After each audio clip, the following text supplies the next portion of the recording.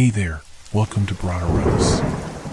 Tonight, we've got hours of chilling horror stories combined with soothing rain sounds to help you relax and sleep.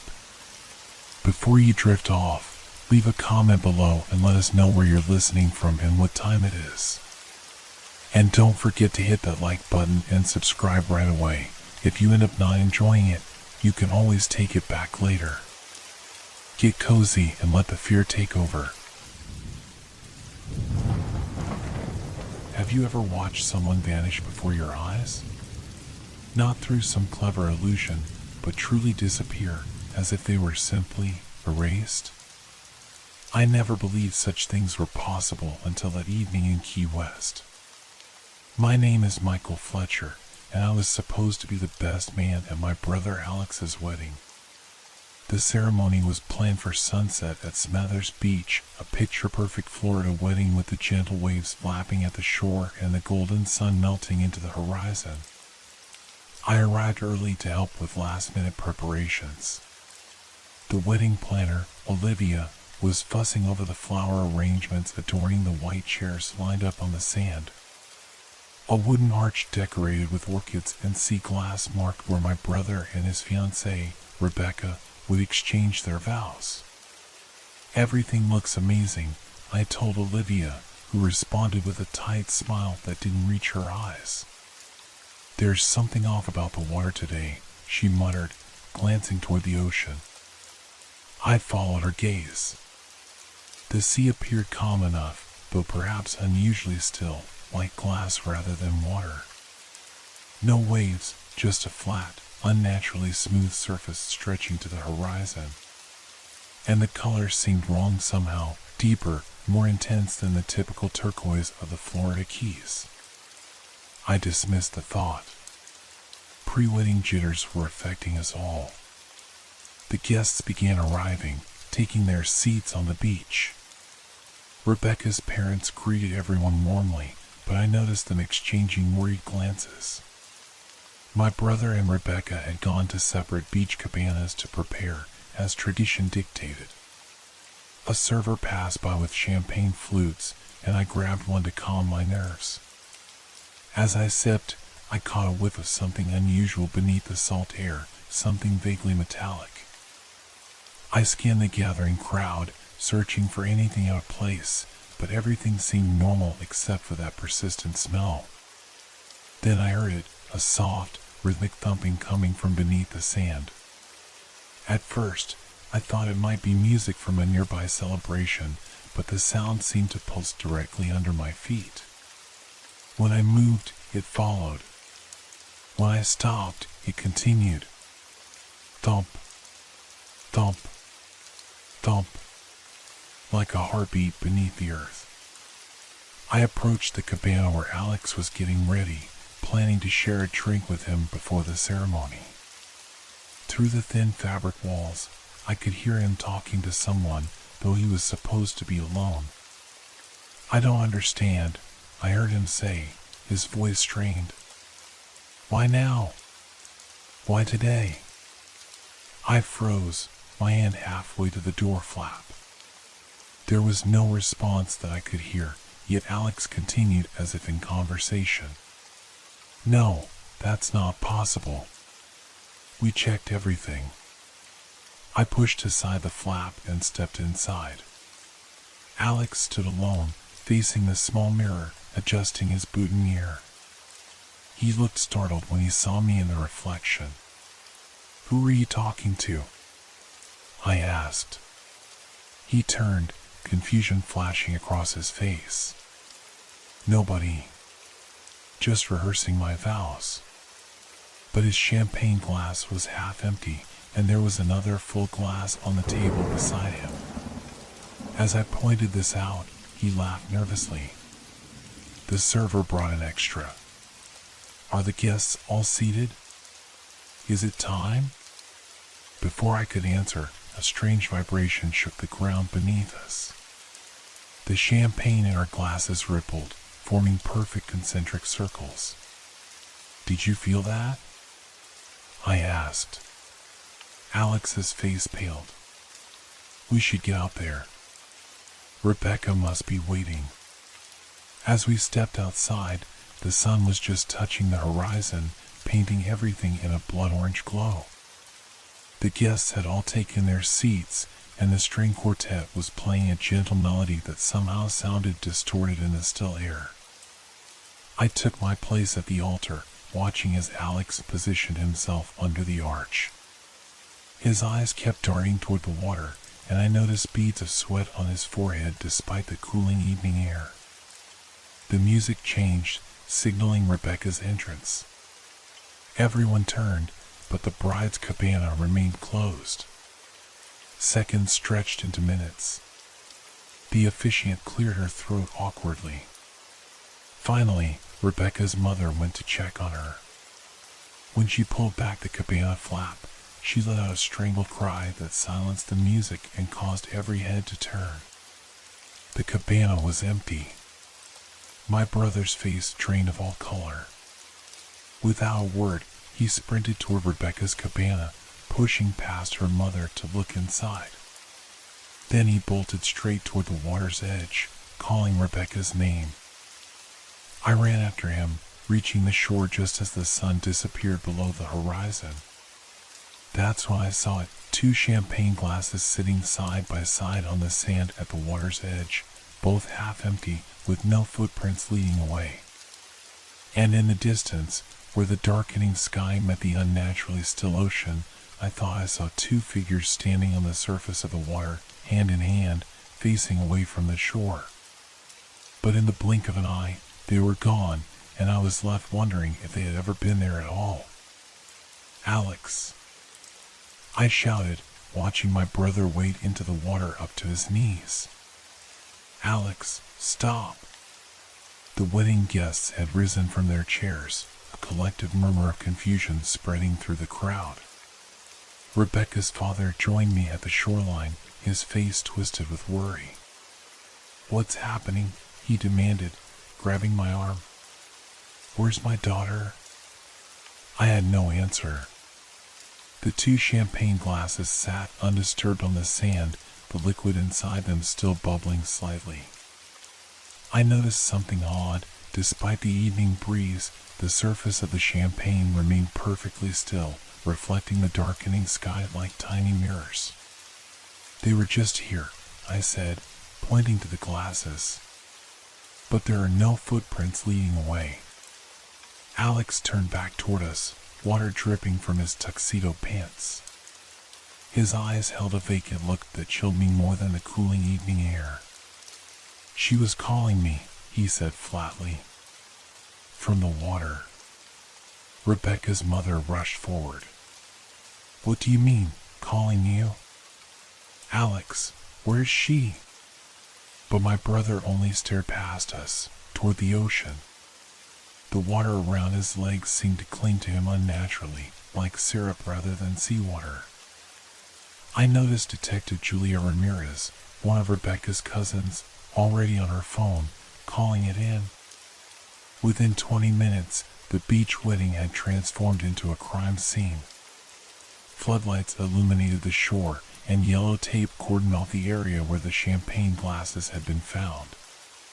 When was the last time anyone saw either of them? Detective Ramirez asked me, her notebook open. "I saw Alex in his cabana about 15 minutes before the ceremony was supposed to start," I replied. "He was talking to someone, but no one was there." She raised an eyebrow. "Talking to someone who wasn't there?" "He said he was rehearsing his vows, but..." I trailed off, remembering the second champagne glass. As the police interviewed guests, I wandered back to Alex's cabana. Inside, everything appeared normal: his overnight bag, his wedding vows written on a crumpled piece of paper, his phone charging on a small table. I picked up the phone, surprised to find it unlocked. The screen showed a text conversation with Rebecca from just 30 minutes before their disappearance. "It's here. We can't ignore it anymore." Alex had responded, "We should tell everyone, cancel the wedding." Rebecca's final message read, too late. Meet me by the water. My hands trembled as I showed the messages to Detective Ramirez, who immediately bagged the phone as evidence. Did your brother mention any problems? Any reason they might want to run away? She asked. I shook my head. They were happy. This makes no sense.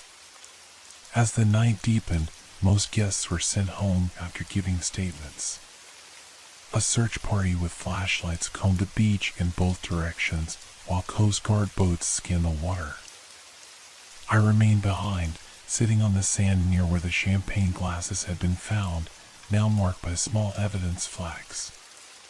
That's when I first noticed the sound, a soft, melodic humming coming from beneath the surface of the water. It was almost inaudible against the gentle lapping of waves, but once I heard it, I couldn't unhear it. The tune was hauntingly familiar, though I couldn't place it. Do you hear that? I asked a nearby officer. He looked at me strangely. Hear what? The humming grew slightly louder, and with it came the metallic smell I noticed earlier, stronger now. I walked closer to the water's edge, drawn by the eerie melody. In the moonlight, I saw something glinting just below the surface about 20 feet out, something that caught the light in a way water shouldn't. I waded in, ignoring shouts from the beach.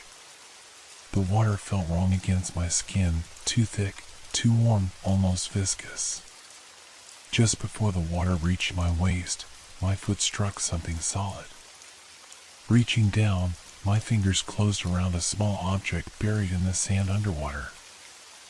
I pulled it up and stared in disbelief. It was Rebecca's engagement ring.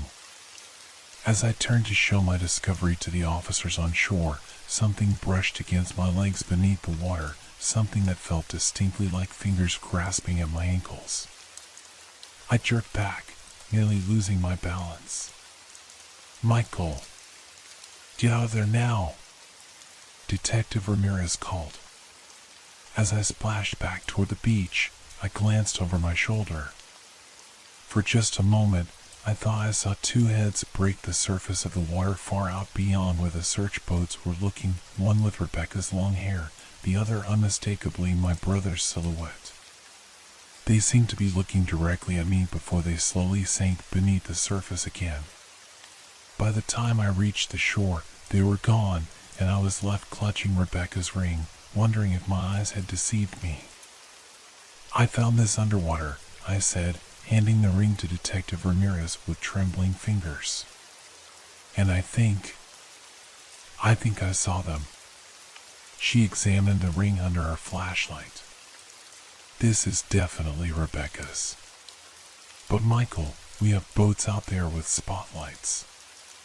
If they were on the surface, we would have seen them. Unless they didn't want to be found, I whispered. One of the officers approached with something clutched in his gloved hand, a small, waterlogged piece of paper. He carefully unfolded it, revealing smeared ink that was barely legible. I leaned closer, making out only fragments. Deeper than you know, they've been waiting, promised them both. The rest was illegible, but the handwriting was unmistakably Alex's. As Detective Ramirez bagged this new evidence, I felt a sudden drop in temperature. The warm Florida night turned inexplicably cold, and the humming from the water intensified to a pitch that made my teeth ache. No one else seemed to notice. There's something in the water, I insisted. Something that took them. Detective Ramirez placed a sympathetic hand on my shoulder. Michael, sometimes people just run. Maybe they got cold feet. We'll find them. But as I looked out at the unnaturally still ocean, now perfectly black under the night sky, I knew with absolute certainty whatever had happened to Alex and Rebecca, they hadn't simply run away. Something had called them into the deep, and I was beginning to fear they had answered willingly. Dawn broke over Smathers Beach with no sign of Alex or Rebecca. The search had continued throughout the night, with divers replacing the boats as darkness made the surface search impossible. Now, as pale sunlight spilled across the water, I sat on the sand, exhausted and numb. I hadn't slept. How could I? Every time I closed my eyes, I saw those two silhouettes in the distance, slowly sinking beneath the waves. The humming had persisted in my ears all night, a melody that seemed to follow me even when I walked far down the beach to escape it. Detective Ramirez approached, 2 coffee cups in hand. She looked as tired as I felt. Lab results came back on the champagne, she said, handing me one of the cups. There were no drugs, no poison, just champagne. And the note? I asked. She shook her head. Too damaged by the water. They're trying to recover more text, but don't hold your breath. She winced at our poor choice of words. Sorry. I stared out at the ocean. In the daylight, it had regained its normal turquoise hue, waves gently breaking on the shore. It looked innocent, beautiful even, nothing like the unnaturally still, black mirror of the night before. I need to see their room, I said suddenly. Alex and Rebecca were staying at the Ocean View Resort before the wedding. Maybe there's something there. Detective Ramirez hesitated. We've already sent officers to check it out. Please, I insisted. He's my brother. I might notice something your officers wouldn't. Perhaps it was the desperation in my voice, or maybe she was simply too tired to argue, but she agreed to take me there herself. The Ocean View Resort was a luxury hotel about a mile down the beach. Alex and Rebecca had been staying in a suite with a private balcony overlooking the ocean. As we entered their room, I was struck by how normal everything appeared. Clothes laid out for their honeymoon, Rebecca's makeup on the bathroom counter, Alex's laptop on the desk. They were planning to leave for Bora Bora tomorrow morning, I said, running my fingers over the plane tickets on the nightstand. I moved to Alex's laptop and opened it. To my surprise, it wasn't password protected. The browser was still open to a research page about local folklore. I clicked through the tabs, finding article after article about something called the Calling Tide. What is this? Detective Ramirez asked, reading over my shoulder. I have no idea, I admitted. I've never heard Alex mention anything like this. According to the articles, the Calling Tide was a local legend dating back to the early settlers of the Florida Keys. Every 50 years, during a specific alignment of the moon and tide, people would reportedly hear singing from the ocean. Those who followed the sound would walk into the water and never return. The last recorded incident had been in 1974, exactly 50 years ago. This is just a coincidence, Detective Ramirez said, but I could hear the uncertainty in her voice. Local legends can't explain a missing couple. I continued searching through the laptop and found a folder labeled Research. Inside were dozens of documents, interviews with locals, historical newspaper clippings, and photographs of people who had allegedly disappeared during previous calling tides. My blood ran cold when I opened a document titled Witnesses. It contained accounts from people who had supposedly witnessed the calling tide but hadn't succumbed to it. One description particularly stood out. The water becomes still as glass. There's a smell like copper pennies in the air. Then the humming starts, not from one direction, but from everywhere at once. Those who are chosen hear it clearly, others hear nothing at all. It was exactly what I had experienced the night before. Further down in the document, I found something even more disturbing, a theory about why some people were chosen by the calling tide. In each recorded case, those taken by the tide had made some form of contact with the water at precisely sunset on the day of the alignment, often innocently, by touching the water or even drinking something that had been in contact with seawater. I remembered the champagne glasses on the beach, half empty. The champagne, I whispered. Was it mixed with anything? Made with local water? Detective Ramirez frowned. The caterer said they used a special recipe, champagne infused with local spring water that flows into the ocean. It was meant to be romantic, symbolizing how Alex and Rebecca's lives were now flowing together.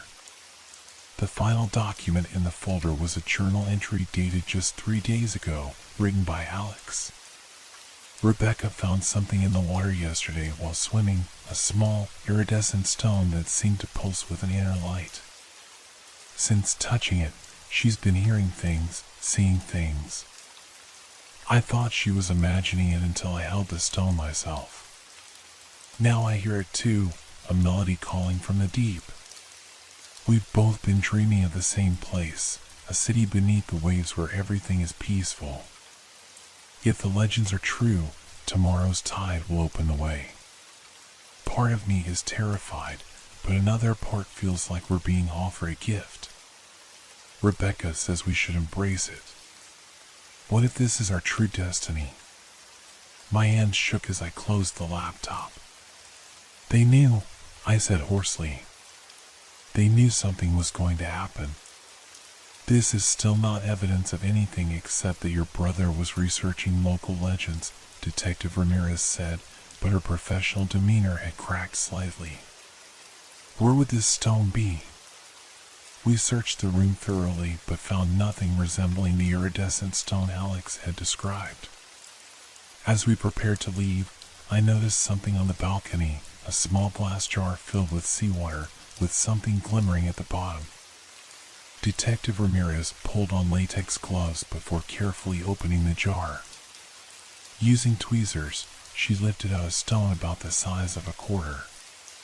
In the direct sunlight, it shimmered with colors that seemed to shift and move beneath its surface. Don't touch it, I warned, remembering Alex's journal entry. She carefully placed the stone in an evidence bag. I'll have this analyzed immediately. As she sealed the bag, I heard it again, the humming, louder now, more insistent. My eyes were drawn to the ocean visible from the balcony. The water had gone still again, despite the mid-morning breeze.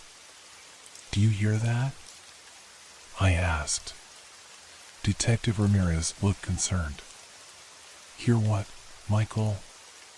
The humming. The same sound from last night. She placed a hand on my arm. I don't hear anything. Maybe you should get some rest. But I couldn't tear my eyes away from the water. For just a moment, I thought I saw faces looking up from beneath the surface, dozens of them, pale and serene, watching the balcony with patient eyes. Among them, I was certain I glimpsed Alex and Rebecca, their expressions peaceful as they floated just below the surface. When I blinked, the vision vanished. The water moved normally again, waves breaking on the shore. I need to go back to the beach, I said, suddenly desperate. Right now. Detective Ramirez started to object, but something in my face must have convinced her. As we drove back to Smathers Beach, the humming in my ears grew louder with each passing minute, and I began to understand what had really happened to my brother and his bride. They hadn't been taken. They had been invited. And now, somehow, the invitation had been extended to me. When we arrived back at Smathers Beach, I practically leaped from the car before Detective Ramirez had fully stopped. The humming had become a symphony in my head, drowning out all other sounds. My feet carried me toward the water as if guided by an invisible force. Michael. Wait. Detective Ramirez called behind me, but her voice seemed distant, unimportant. The beach was still cordoned off with police tape, and several officers were combing the sand. None of them seemed to notice as I ducked under the tape and headed straight for the shoreline. The water had changed again, no longer the turquoise of morning or the glass-like stillness of the previous night.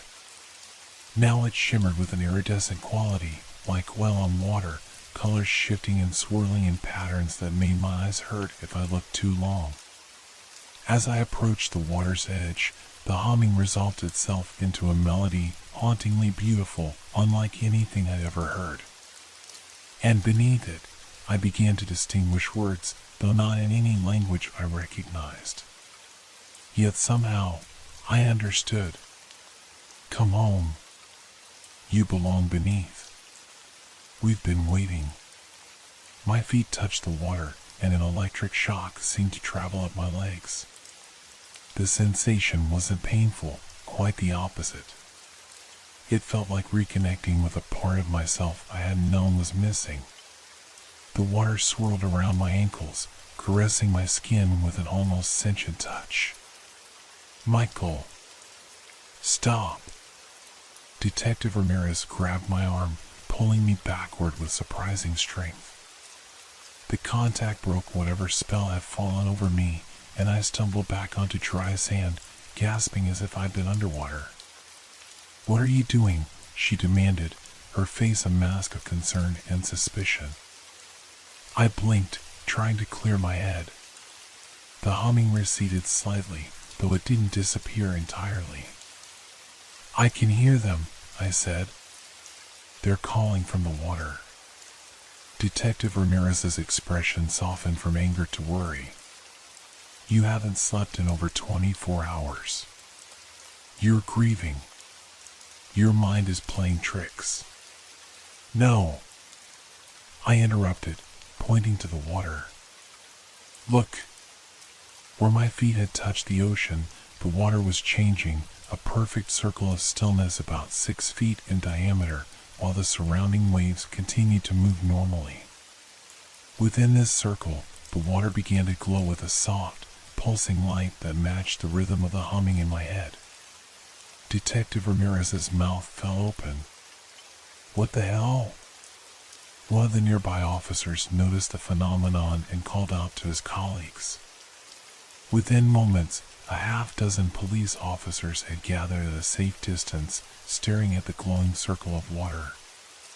Get the marine biologists back here, Detective Ramirez ordered, not taking her eyes off the water. And someone call environmental health. This could be some kind of toxic algae or chemical reaction. But I knew better. This was no natural phenomenon. As we watched, the surface of the glowing circle began to ripple, and something rose slowly from the depths. At first, I thought it was a person, perhaps Alex or Rebecca returning. But as it breached the surface, I realized it was the iridescent stone we had found in the hotel room, only many times larger now, about the size of a basketball. It hovered just above the water's surface, rotating slowly, pulsing with inner light. Tendrils of glowing liquid dripped from it, falling back into the circle with tiny splashes that seemed amplified in the sudden silence that had fallen over the beach. Everyone back away, Detective Ramirez ordered, drawing her weapon. Now! The officers retreated, pulling me with them, but I couldn't take my eyes off the floating stone. As I watched, its surface rippled and shifted, forming what appeared to be a face, neither male nor female, neither young nor old, but somehow beautiful in its alienness. And then it spoke, its voice the same as the humming that had been filling my head, but now audible to everyone. Michael Fletcher, it said, my name rolling off its non-existent tongue like a melody. They have a message for you. The stone's surface shifted again, and suddenly I was looking at my brother's face, projected onto the floating object like a three-dimensional screen. His eyes were closed, as if sleeping, and his features were relaxed in a way I hadn't seen since we were children. Alex? I called, taking an involuntary step forward before Detective Ramirez pulled me back. His eyes opened, and he smiled, a serene, peaceful smile that seemed to contain no regrets. Michael, he he said, his voice echoing strangely. Don't worry about us. We're where we belong now. What happened to you? I demanded. Where are you? We found the truth, he replied, his image flickering slightly. There's a world beneath the waves, Michael. A civilization that's been here long before humans walked the shore. They only reveal themselves once every 50 years, when the alignment is right. Rebecca's face appeared beside his, equally peaceful. The stone is a key, she explained. It allows them to reach out, to invite those who are compatible. We were chosen. Chosen for what? I asked, aware that everyone around me was frozen in shock, listening to this impossible conversation. To join them, Alex said. Their numbers are dwindling. They need new blood, new perspectives. In exchange, they offer something humans have sought forever: peace, purpose, and near immortality. You're saying you voluntarily went with them? I couldn't keep the disbelief from my voice. You abandoned everything, your lives, your families, for some underwater. What? Cult? Species? Their expressions remained unchanged, radiating a calm certainty that was almost frightening in its absoluteness. We're sorry for the pain our departure caused, Rebecca said. But sometimes destiny calls in ways you never expected. We didn't abandon our lives, Michael. We transcended them. You can join us, Alex added, reaching out as if he could touch me through the projection. The invitation extends to blood relatives. That's why you can hear the calling. I staggered backward, horrified yet tempted. The humming in my head intensified, showing me glimpses of what they described: vast underwater structures glowing with an inner light, beings that moved with liquid grace through corridors of living coral, knowledge and experiences beyond human comprehension. This is insane, I whispered, though part of me wondered if I was the insane one. The doorway will close at sunset, Alex said, his image beginning to fade. If you choose to join us, come to where we left the glasses. Wade into the water and follow the melody. If not, we understand. But then you must destroy the stone you found in our room. It's the last connection, the last doorway. If humans found it, studied it. He trailed off, his expression darkening momentarily. They aren't ready, Rebecca finished for him. The world isn't ready to know what lives beneath. Their images wavered, like reflections in disturbed water. We love you, Michael, Alex said. Whatever you choose. And then they were gone, the stone collapsing in on itself with a sound like a distant bell. It shrank rapidly, becoming a pinpoint of light that hovered for a moment longer before plunging back into the water. The glowing circle disappeared, the ocean returning to its normal state as if nothing had happened. For several minutes, no one spoke. Then Detective Ramirez holstered her weapon with a shaking hand. Did everyone else see that? She asked, her voice unsteady. The officers nodded, their faces pale with shock. What do we do now? One of them asked. Detective Ramirez turned to me, her professional demeanor completely shattered. Michael? What was he talking about? What stone? I thought of the small iridescent object now sitting in an evidence bag, probably at the local police station. If Alex was telling the truth, it was a doorway to something humanity wasn't prepared to encounter, something that could either elevate or destroy us, depending on how it was used. And I had until sunset to make an impossible choice: follow my brother into an alien world beneath the waves, or remain behind and ensure the doorway was closed forever. As the implications washed over me, I felt the weight of my brother's words. This wasn't just about a missing couple anymore. This was about contact with something other, something that had apparently been sharing our world, unseen, for longer than human civilization had existed. The humming in my head continued, patient and inviting, as the sun began its slow descent toward the horizon.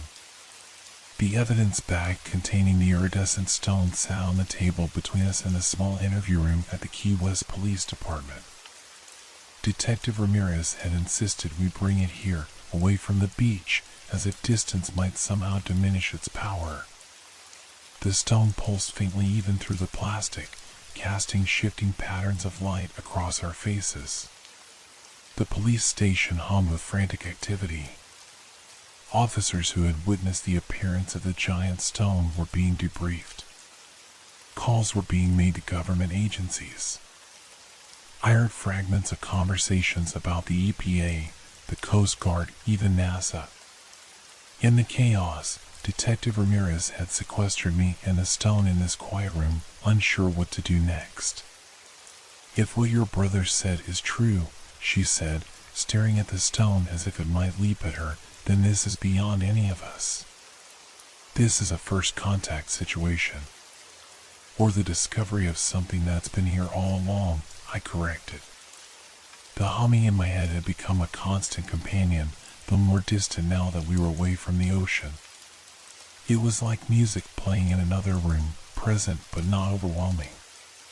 Detective Ramirez checked her watch. 3 hours until sunset.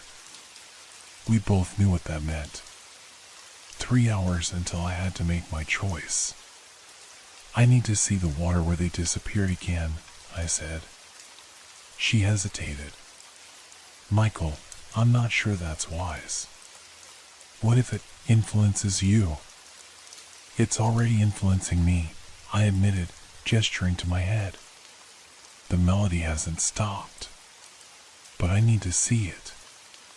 I need to understand what I'd be walking into, or walking away from." Perhaps it was the extraordinary circumstances, or perhaps she simply recognized the desperation in my voice, but Detective Ramirez agreed. She carefully placed the evidence bag in her pocket, and we drove back to Smathers Beach in silence. The beach had been completely evacuated and cordoned off, with police and what looked like federal agents establishing a perimeter. Detective Ramirez flashed her badge to get us through. The sun was lower now, painting the sky in deepening shades of orange and pink. The water had changed again, not the unnatural stillness of the previous night or the iridescent swirl of earlier, but something new. It seemed to breathe, rising and falling in a rhythm that matched the pulsing of the stone and the humming in my head. We approached the spot where the champagne glasses had been found. The evidence markers were still there, fluttering in the breeze. "What are you going to do?" Detective Ramirez asked softly. I closed my eyes, trying to think clearly despite the seductive pull of the melody. "I don't know. Part of me wants to follow them. He's my brother, my only family. And he seemed happy, at peace." "But," she prompted, "but everything I've ever known is here. And what if it's not what it seems? What if this is some kind of trick? What if they're not really Alex and Rebecca anymore, but something using their forms, their memories?" The sun touched the horizon, sending a path of golden light across the water, a path that seemed to lead directly to where we stood. I turned to Detective Ramirez. "The stone. Can I see it?" She hesitated, then reached into her pocket and handed me the evidence bag. The stone seemed more alive now, its pulsing more urgent as sunset approached. When I held it, even through the plastic, visions flooded my mind, glimpses of the world Alex had described. I saw vast underwater cities built from living coral and strange crystal-like materials. I saw beings that resembled humans in basic form but moved with liquid grace, their skin shimmering with bioluminescence. And among them, I saw Alex and Rebecca, transformed yet recognizable, exploring this alien realm with expressions of wonder. The visions were beautiful, tempting. A world without aging, without the petty conflicts that plague humanity, without the mundane struggles of daily existence. A world of exploration and discovery, of communion with intelligences ancient beyond reckoning. But even as these wonders filled my mind, a small voice of doubt whispered, "What are they not showing you?"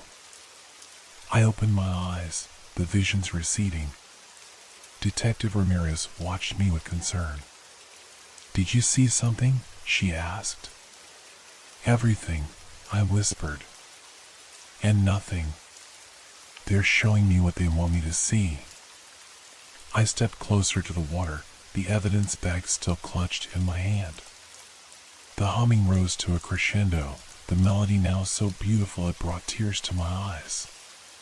The water before me parted, forming a kind of tunnel that extended beneath the surface, illuminated by soft, pulsing lights.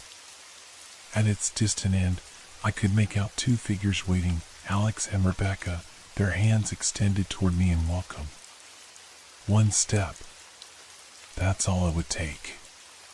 One step into the tunnel, and I would join them in a world beyond human understanding.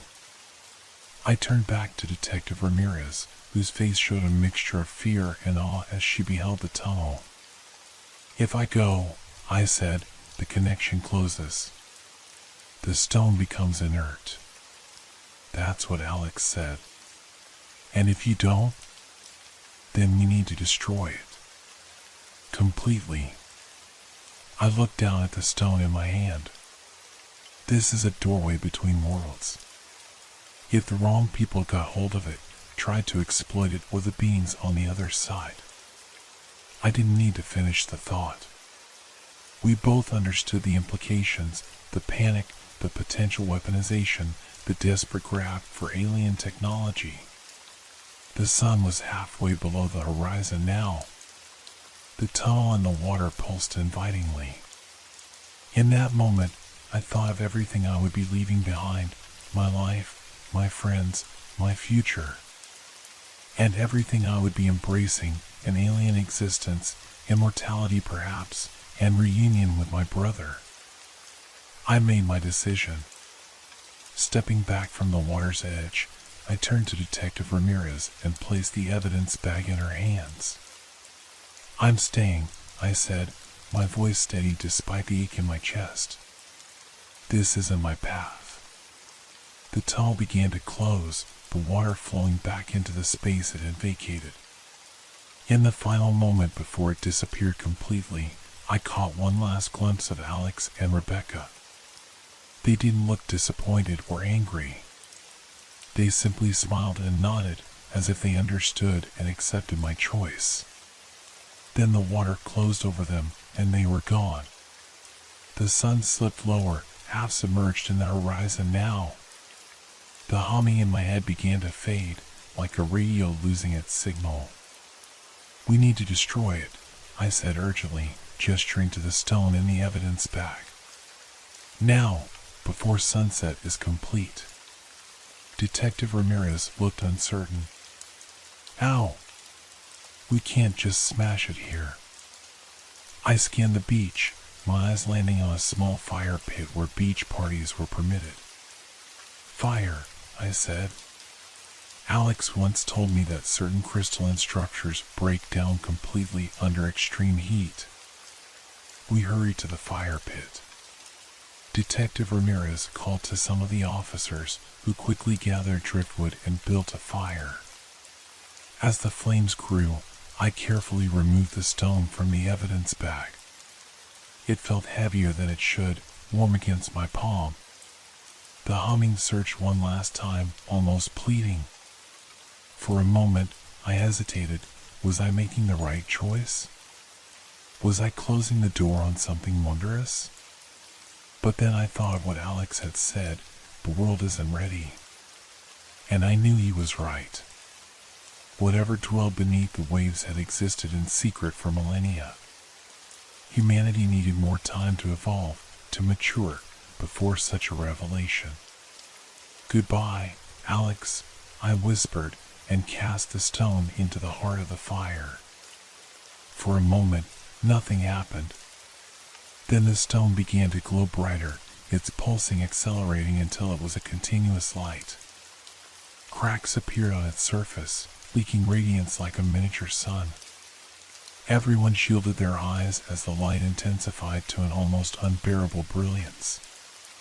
Then, with a sound like a sigh rather than an explosion, the stone disintegrated, collapsing into fine, glittering dust that was immediately consumed by the flames. A brief scent of something ancient and oceanic wafted through the air, and then it was gone. The humming in my head ceased completely. The offshore waters returned to their natural rhythm, waves breaking gently on the sand as the sun disappeared below the horizon. In the gathering twilight, there was no sign that anything extraordinary had occurred, just a beach at sunset, the aftermath of a wedding that never happened, and the weight of a choice that would stay with me forever. Detective Ramirez placed a hand on my shoulder. "You okay?" I wasn't sure how to answer. My brother was gone, possibly forever. I had glimpsed a world beyond human comprehension and turned away from it. The emptiness where the humming had been felt like a fresh wound. "I will be," I said finally. "Eventually." In the days that followed, the official investigation concluded that Alex and Rebecca had drowned in a tragic accident, their bodies carried away by ocean currents. The strange events witnessed by the police officers were attributed to mass hallucination caused by an unidentified toxin in the water, possibly from an algal bloom. The stone and its destruction were never mentioned in any official report. But I knew the truth, and so did Detective Ramirez and those who had been on the beach that evening. We had an unspoken agreement never to speak of it. Some truths are too profound, too reality-altering to share. 1 year later, I returned to Smathers Beach alone. The sun was setting, painting the sky with the same golden-orange hue as that fateful evening. I walked to the spot where the champagne glasses had been found and stood at the water's edge. The ocean was calm, ordinary. No humming, no iridescent swirls, no tunnels opening beneath the surface. Just water and sky and the eternal meaning of the two at the horizon. I took a bottle of champagne from my bag, the same brand that had been served at the aborted wedding. Opening it, I poured 2 glasses and placed them carefully on the sand where Alex and Rebecca's glasses had been found. "I hope you found what you were looking for," I said to the empty air, raising a 3rd glass in toast. "I hope it was worth it." As I sipped the champagne, for just a moment, so briefly I might have imagined it, I heard a faint echo of that haunting melody. And far out at sea, where the dying sunlight met the darkening water, I thought I glimpsed 2 figures standing on the surface, hand in hand, raising what might have been glasses in response to my toast. Then they were gone, and I was alone with the endless ocean and the unanswerable question of whether I had made the right choice. Some doors, once closed, can never be reopened. Some invitations, once declined, are never extended again. But as I walked away from the beach, leaving the 2 full glasses behind me, I felt a strange peace settle over me. Somewhere beneath the waves, my brother and his bride had found their destiny.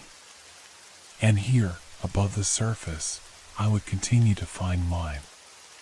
The vanished wedding on the shore had ended not with answers, but with acceptance of mystery, of loss, and of the knowledge that there are worlds within our world that most of us will never see, existing just beyond the threshold of our perception, separated only by the thinnest of veils. And sometimes that veil parts, if only for a moment, if only for those who are chosen to see.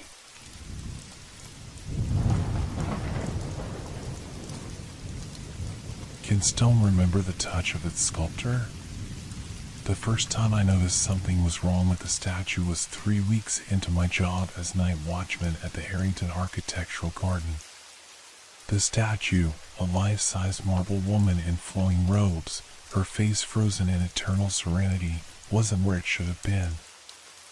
I'd walked past that same spot every night for weeks, my flashlight beam sweeping across the meticulously maintained pathways of Sacramento's most exclusive private garden. The statue had always stood on a modest pedestal near the eastern fountain, her marble hand extended as if offering something invisible to passers-by. But that night, she wasn't there. A cold breeze rustled through the manicured hedges as I stood staring at the empty pedestal. My heart quickened as I swept my flashlight around the immediate area. It had rained earlier, and the beam caught droplets still clinging to leaves, making them sparkle like watching eyes. "Hello?" I called out, my voice sounding smaller than I intended. "Is anyone there?" Only the distant hum of late-night traffic answered me. I'd been hired after the previous night watchman quit without notice. The garden's curator, Dr. Monroe, had been vague about the circumstances, mentioning only that the responsibilities became too much for him. At the time, I'd been grateful for the job, the pay was decent, and guarding a fancy garden seemed like the easiest work I could hope for with my limited experience. I radioed the security office, trying to keep my voice steady. "This is Daniel at the eastern section. The Reverie statue is missing from its pedestal." "Over." The radio crackled, and the bored voice of my supervisor, Jenkins, came through. "Check the maintenance shed. They might have moved it for cleaning." "Over." "In the middle of the night?" "Just check, Daniel." I made my way to the maintenance shed, located in the southern corner of the garden. My flashlight beam danced nervously ahead of me, catching shadows that seemed to retreat just before I could make them out clearly. The garden, with its carefully planned pathways and artistic arrangements, had always felt peaceful during my rounds. Now, each hedge and ornamental tree seemed to conceal something waiting. The shed was locked, as expected at this hour. I used my key and pushed the door open, flipping on the light switch. Tools hung in neat rows along the walls. Garden equipment sat in organized piles. No statue. As I turned to leave, something caught my eye, a faint trail on the dirt floor, as if something heavy had been dragged. My mouth went dry as I followed the marks with my flashlight. They led out the back door of the shed, which was slightly ajar. "Jenkins," I said into the radio, "the shed's empty, but there are drag marks. I think someone might have stolen it." Jenkins sighed. "All right, continue your rounds and document everything. We'll review the security footage in the morning." I stepped outside the shed, following the trail with my flashlight. The marks led across a service path and then disappeared into the grass. Scanning the area, I almost jumped when my light fell upon her, the statue, standing placidly beside a willow tree, a good 100 yards from her usual spot. Relief flooded through me, followed immediately by confusion. The statue was far too heavy for one person to move alone. It would have taken at least 3 or 4 people and some kind of equipment. "I found it," I radioed. "It's by the Willow Grove." "Someone playing a prank," Jenkins muttered. "Make a note of it in your report." I approached the statue cautiously. Up close, it was even more unsettling. The marble woman stood exactly as she always did, same posture, same serene expression, same outstretched hand. Only now, that hand seemed to be pointing deliberately toward the darkest part of the garden. As I circled it, something cold slid down my spine. The ground around the statue was completely undisturbed, no footprints, no marks, nothing to suggest how it had been transported. And despite the earlier rain, the marble was perfectly dry. "How did you get here?" I whispered. In the distance, a twig snapped, the sound sharp and deliberate in the quiet night. I whirled around, sweeping my flashlight in a wide arc, but saw nothing except shadows shifting between trees. For the rest of my shift, I found myself returning to check on the statue. Each time, a small voice in the back of my mind whispered a terrible question: what if it's not in the same place? But it remained still, its blank eyes staring into the darkness, its hand pointing towards something I couldn't see. When dawn finally broke, painting the sky in gentle pinks and oranges, I found myself exhausted but relieved. In the daylight, my fears seemed silly, the product of an overactive imagination and too many late nights alone. As I was preparing to clock out, Dr. Monroe arrived, her silver hair pulled back in a tight bun, her expression severe as always. "Dr. Monroe," I said, "I need to report something strange that happened last night." She adjusted her glasses, eyes sharp. "Let me guess." The Reverie statue was moved. My mouth fell open. You know about this?" A thin smile crossed her face. "It happens occasionally. Nothing to worry about." "But how?" "The garden staff sometimes repositions the artwork," she interrupted. "For aesthetic purposes. They must have forgotten to inform security." Her explanation made sense, yet something in her tone rang false. "Now, if you'll excuse me," she said, already walking away. "And Daniel? We prefer if you don't mention these occasional rearrangements to visitors. It ruins the mystique of the garden." I nodded, watching her retreating figure. As she disappeared around a hedge, I couldn't shake the feeling that Dr. Monroe knew far more than she was telling me. That night, as I prepared for my shift, I tucked a small digital camera into my pocket. If the statue moved again, I wanted evidence that couldn't be explained away so easily. What I didn't know then was that I was already caught in something I couldn't understand, something that had driven away the watchman before me, something that moved through the garden like a whisper, leading nothing but questions and a growing sense of dread. My second night watching the statue was worse than the first. I arrived early for my shift, while the garden was still open to the public. A few visitors strolled along the paths, admiring the sculptures and architectural elements that made the Harrington Garden famous. I casually made my way to the Willow Grove. The statue wasn't there. My heart thudded against my ribs as I scanned the area. Had the staff moved it back already? I quickened my pace toward the eastern fountain where it had originally stood.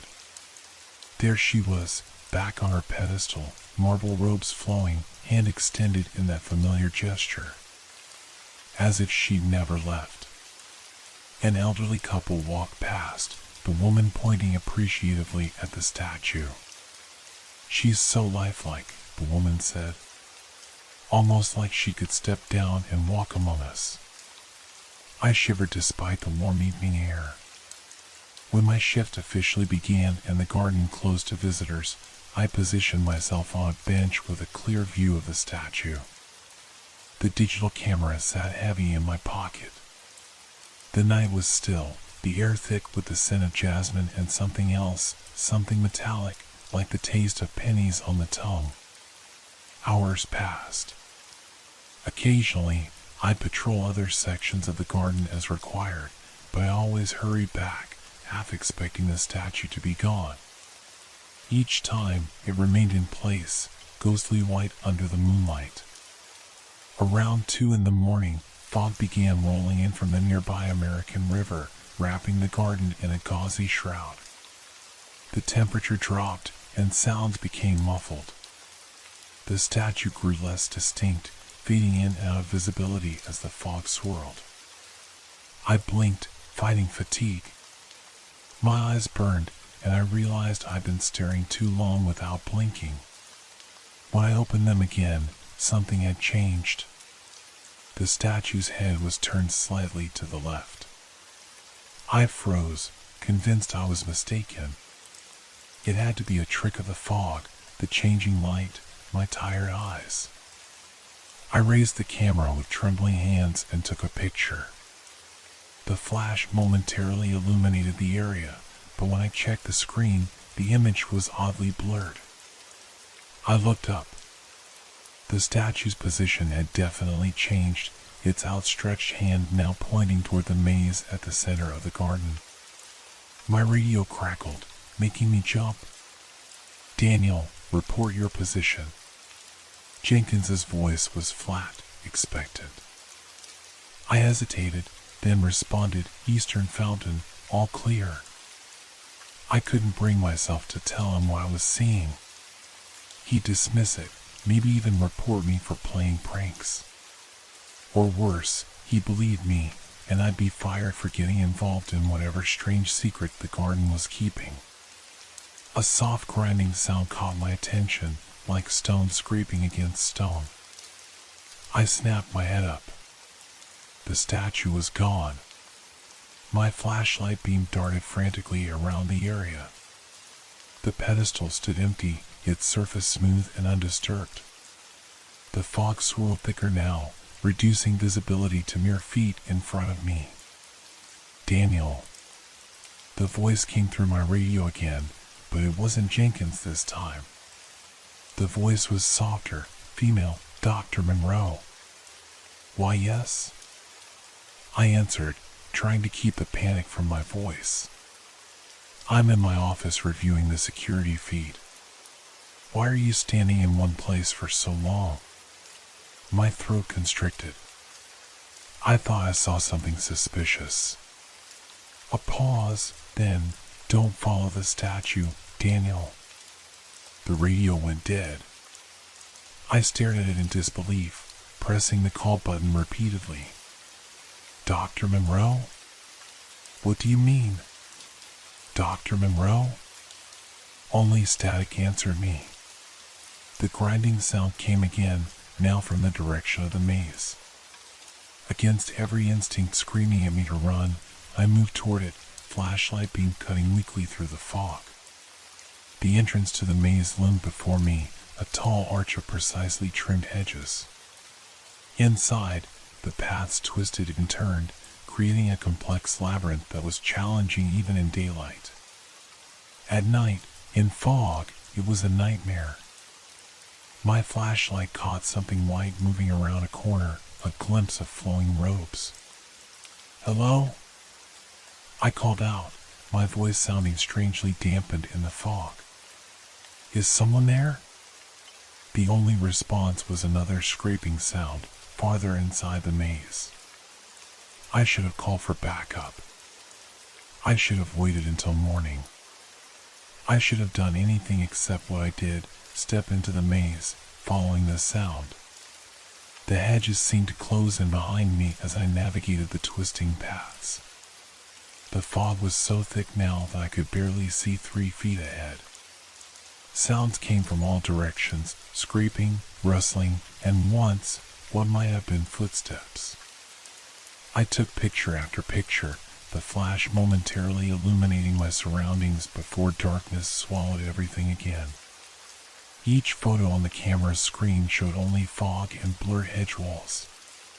The path forked. I hesitated, then turned left, moving deeper into the maze. The air grew colder with each step. My breath formed small clouds that the fog quickly absorbed. Something changed in the atmosphere, a pressure, a presence. I wasn't alone. I turned a corner and stopped dead. There she stood, the statue, her back to me, at an intersection of 4 paths. But something was wrong. Her posture had changed.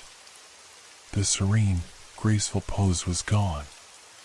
Now she stood rigidly, arms at her sides, head tilted as if listening. I raised the camera with shaking hands and took a picture. The flash illuminated her for a split second. When I looked at the screen, my blood turned to ice. The photo showed the statue, but her head was turned toward the camera. Toward me. I looked up, and the statue was facing me completely. Its face was no longer serene.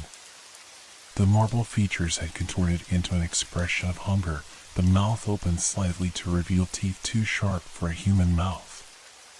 The eyes, previously smooth, featureless stone, now had pupils, dark holes that seemed to absorb the light from my flashlight. I stumbled backward, dropping the camera. It clattered to the ground, the sound unnaturally loud in the muffled environment. The statue didn't move, but somehow I sensed it was watching me, waiting. "What are you?"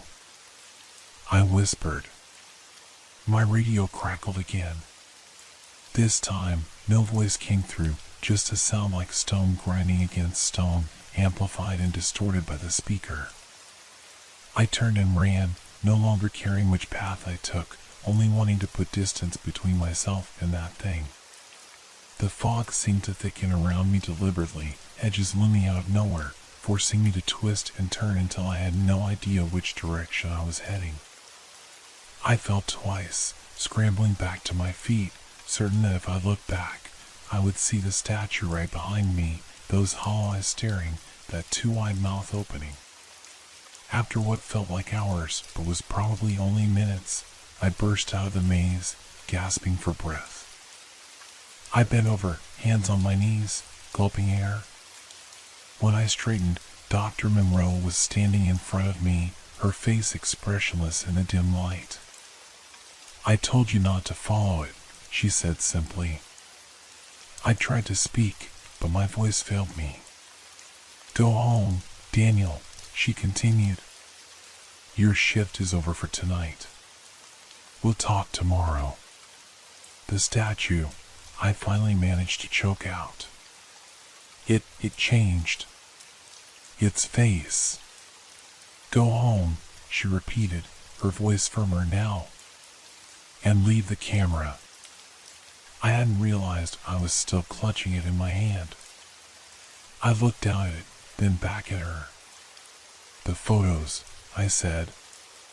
"You need to see what I saw." A thin smile crossed her face. "There won't be anything on that camera, Daniel. There never is." I checked the screen. She was right. Every photo I had taken was gone, the memory card empty as if I'd never used it. "How?" "Tomorrow," she said, taking the camera from my unresisting fingers. "Go home now. Rest. And remember, what happens in the garden at night stays in the garden." As I drove home in the early morning light, I couldn't shake the image of that transformed face, those hungry eyes. Nor could I forget Dr. Monroe's words, which sounded more like a threat than reassurance. What happens in the garden at night stays in the garden. I had a terrible feeling I was about to find out exactly what that meant. I didn't sleep when I got home. How could I? Every time I closed my eyes, I saw that marble face turning toward me, features twisting into something hungry and wrong. Instead, I sat at my kitchen table, a cold cup of coffee between my hands, and watched the sun climb higher in the sky. By noon, I had convinced myself that exhaustion and the strange fog had played tricks on my mind. The statue hadn't moved on its own. It couldn't have. There had to be a rational explanation, perhaps garden staff moving it secretly, part of some elaborate prank or art installation. I needed answers, and I knew where to find them. The public library was quiet when I arrived. I made my way to the local history section and began searching for information about the Harrington Architectural Garden. There wasn't much, a few pamphlets, some newspaper articles about the opening 20 years ago, and a thick book on Sacramento landmarks that contained only a brief mention of the garden. Nothing about moving statues. Nothing about previous night watchmen quitting suddenly. I was about to give up when the librarian, an older woman with kind eyes, approached my table. "Finding everything all right?" she asked. I hesitated, then decided to take a chance. "Actually, I'm looking for information about the Harrington Garden, specifically about the sculptures there." Something flickered in her eyes, recognition, maybe concern. "Any particular sculpture?" "The marble woman near the eastern fountain. I think it's called Reverie." She glanced around, as if making sure no one was listening, then sat down across from me. "You're the new night watchman, aren't you?" I stared at her, surprised. "How did you know?" "Small city," she said with a shrug that didn't quite convey the casualness she was aiming for. "Word gets around, especially when the position opens up so frequently." My heart beat faster. "So the previous watchman." "Watchman," she corrected. "Plural. 5 in the last year alone. None lasting more than a month." She studied my face. "You've seen it move, haven't you?" A chill ran down my spine. "You know about that?" She nodded, her expression grave. "My nephew was the 3rd watchman this year. He lasted 3 weeks before." She stopped abruptly. "Before what?" She seemed to be weighing how much to tell me. Finally, she said, "Follow me." She led me to a small office in the back of the library, unlocked a filing cabinet, and pulled out a folder. "These aren't officially part of our collection," she explained. "Too controversial. But I've been collecting them anyway. Someone needs to keep a record." Inside the folder were newspaper clippings, most yellowed with age, dating back to the 1920s, long before the garden was established. The headline sent a chill through me. "Mysterious death at sculptor studio artist found entombed in own creation Richardson estate sale to include controversial artwork." "The statue wasn't made for the garden," the librarian explained. "It was acquired from the estate of Mason Richardson, a sculptor who lived in Sacramento in the early 20th century. According to these articles, he was found dead in his studio, partially encased in marble dust. The police ruled it an accident. They theorized he fell into a vat of plaster or some such nonsense. And the statue was completed just before his death. His final work." She tapped a grainy photograph that showed a marble woman, unmistakably the same statue that now resided in the garden. "But here's where it gets strange. After his death, reports began to surface about the statue being found in different places." I swallowed hard, like it was moving on its own. She nodded. "The Richardson family kept it in their private collection for decades, despite repeated incidents. When the last Richardson died in the 90s, the estate was liquidated. That's when Harrington acquired it for his garden." "Does Dr. Monroe know about this history?" A strange look crossed the librarian's face. "Dr. Monroe started as an art history professor specializing in cursed objects. She came to study the statue and never left. Make of that what you will." I leafed through more clippings. One caught my eye, a small article from 15 years ago with the headline "Night Watchman Missing, Presumed Dead." The librarian saw where my attention had focused. "That was the first disappearance after the garden opened," she said quietly. "There have been others. They're usually ruled as runaways or accidents. The garden is near the river, after all. Easy to explain away a drowning. Why hasn't anyone shut this place down?" I demanded. "The Harrington family has influence in this city, and the garden is a major tourist attraction. Besides, what would they tell the public?" that they have a haunted statue? She gave me a sad smile. Who would believe it? I thought of Dr. Monroe's warning, don't follow the statue. You're telling me that thing is, what? Possessed? Alive somehow? I'm telling you that 5 night watchmen have quit this year alone, and 3 have disappeared entirely in the last decade. She closed the folder. What you do with that information is up to you. As I left the library, the sun was beginning to set. I had to make a decision, go back to the garden for my shift or never return. The sensible choice was obvious. And yet, something pulled at me, a need to understand what was happening, to see it through. I arrived at the garden just as darkness was falling, my car the only one in the staff parking lot. Dr. Monroe was waiting by the entrance, her silver hair gleaming in the security lights. I wasn't sure you'd return, she said. I almost didn't. She nodded, unsurprised. You've been asking questions. It wasn't a question, but I answered anyway. Yes. And did you find your answers? Some. Not enough. I met her gaze. The statue has a history. People have disappeared. Dr. Monroe sighed, suddenly looking much older. Come to my office. There are things you should know before you start your shift tonight. Her office was located in a small building near the garden entrance. Unlike the manicured beauty of the garden, the office was cluttered with books, papers, and strange artifacts. One wall was covered in photographs of the statue, taken from different angles in different locations throughout the garden.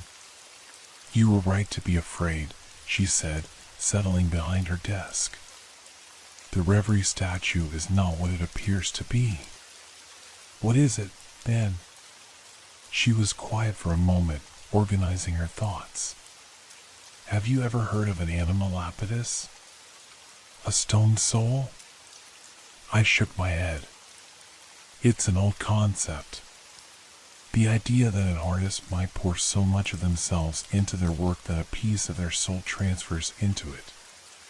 She gestured to the photographs. Mason Richardson didn't just create a beautiful statue. He created a vessel, and then he filled it with a piece of himself. You're saying the statue is possessed by its creator? Not possessed. Inhabited. There's a difference. She pulled out a drawer and removed an old, leather-bound journal. This was Richardson's. His family donated it to the garden along with the statue. It details the process he used, a combination of art, alchemy, and something darker. He was dying, you see. Cancer. He wanted to live forever through his art, and he found a way. So at night, it, what? Comes alive? In a manner of speaking. It can't move while being observed, a quantum principle, perhaps, or simply part of the magic that animates it. But when unobserved, it roams. It searches. For what? Dr. Monroe's eyes met mine, steady and serious. For a new vessel. My mouth went dry. The missing watchman. She nodded gravely. Richardson's consciousness is trapped in the marble. Over time, it's been deteriorating, becoming less human. It needs a new host, a new body. And it's been trying to find one. Why do you keep it here? Why not destroy it? We've tried, she said simply. Hammers shatter against it. Fire won't melt it. Acid rolls off it like water.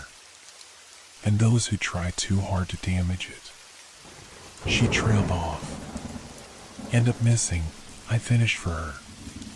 The garden was built to contain it, she continued. The maze, the specific layout of the paths, all designed to keep it within boundaries. It's not perfect, but it's the best solution we've found. And you hire night watchmen knowing they're in danger? Something like shame flickered across her face. We try to protect them. The warnings, the cameras, the radio check-ins. But yes, there's risk. That's why the pay is so high. I stood up, anger rising in my chest. You're using people as bait. No, she said firmly. As guards. Someone needs to monitor it, to document its movements, to ensure it doesn't find a way out of the garden. And yes, sometimes. She hesitated.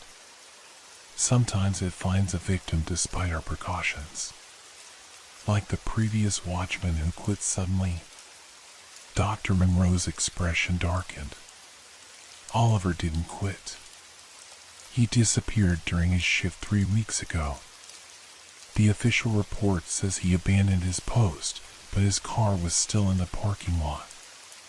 His keys, his wallet, his phone, all still in the security office.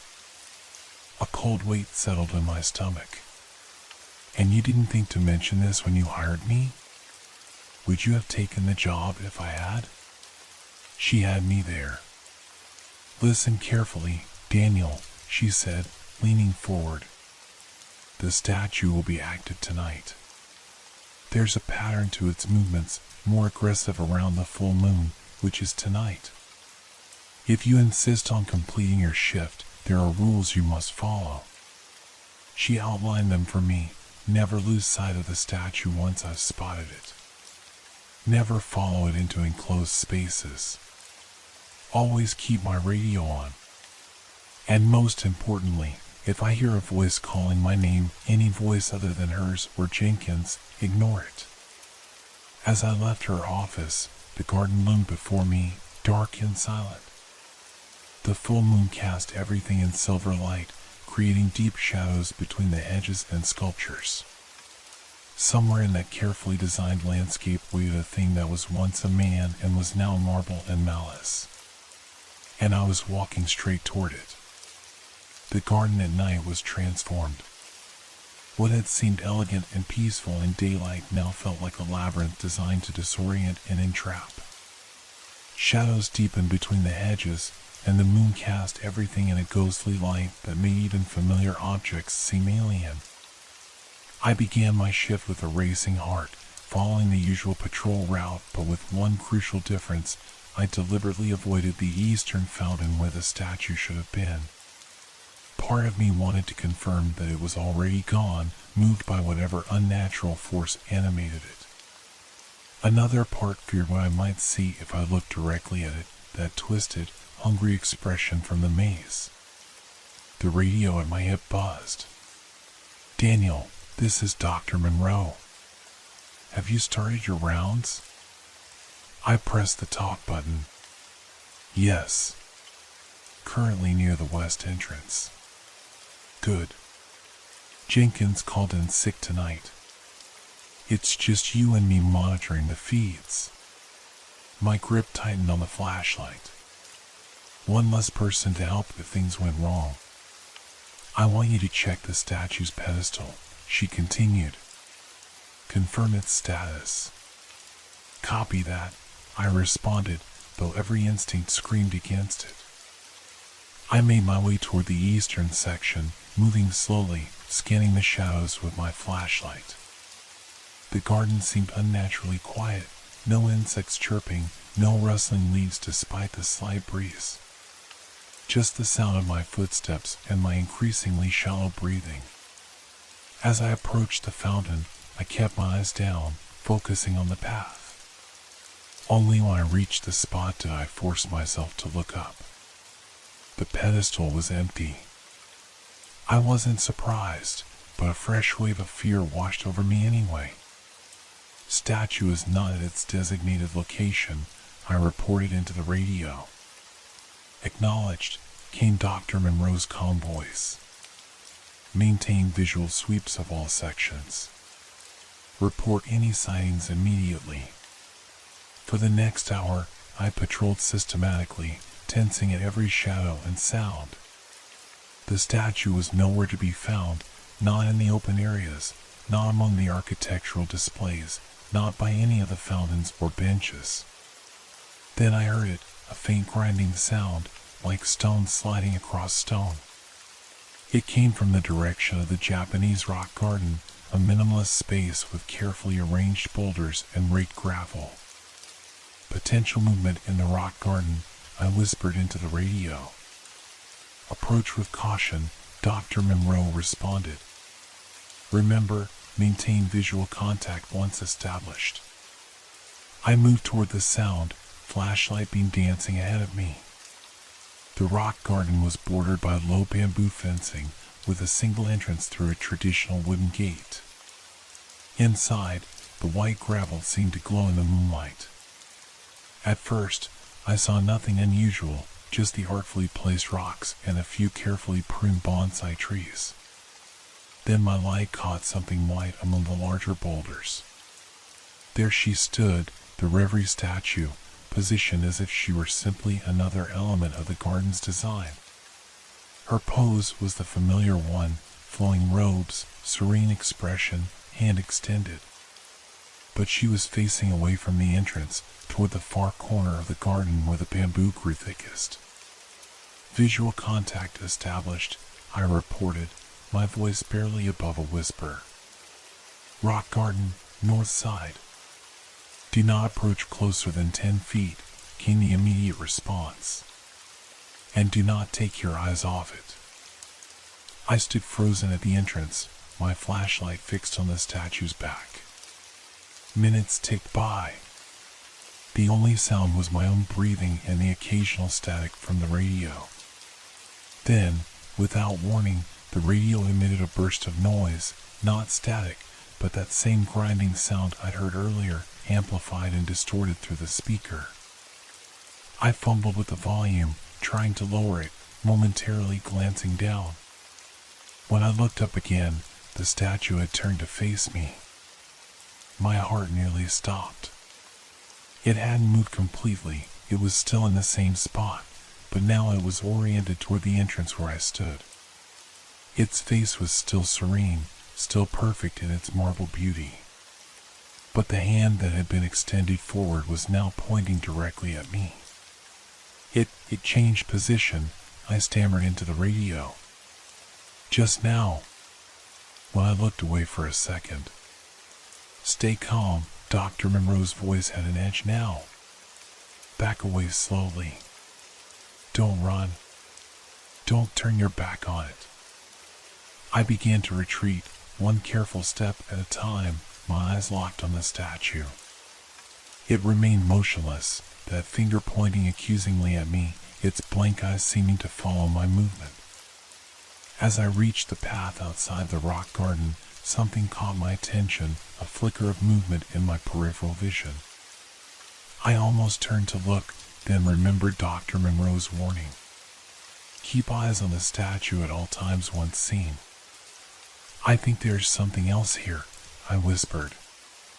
Explain, came the terse reply. Movement to my left. Can't see what it is without looking away from the statue. A long pause, then, it's trying to distract you. Ignore everything except the statue. The movement came again, more insistent this time. A shadow, darting between trees. My instincts screamed danger from this new, unknown threat. Daniel. My name came through the radio, but something was wrong with the sound. It was Dr. Monroe's voice, but distorted, as if coming from much farther away than the security office. Daniel, you need to look now. It's important. I remembered her warning from earlier.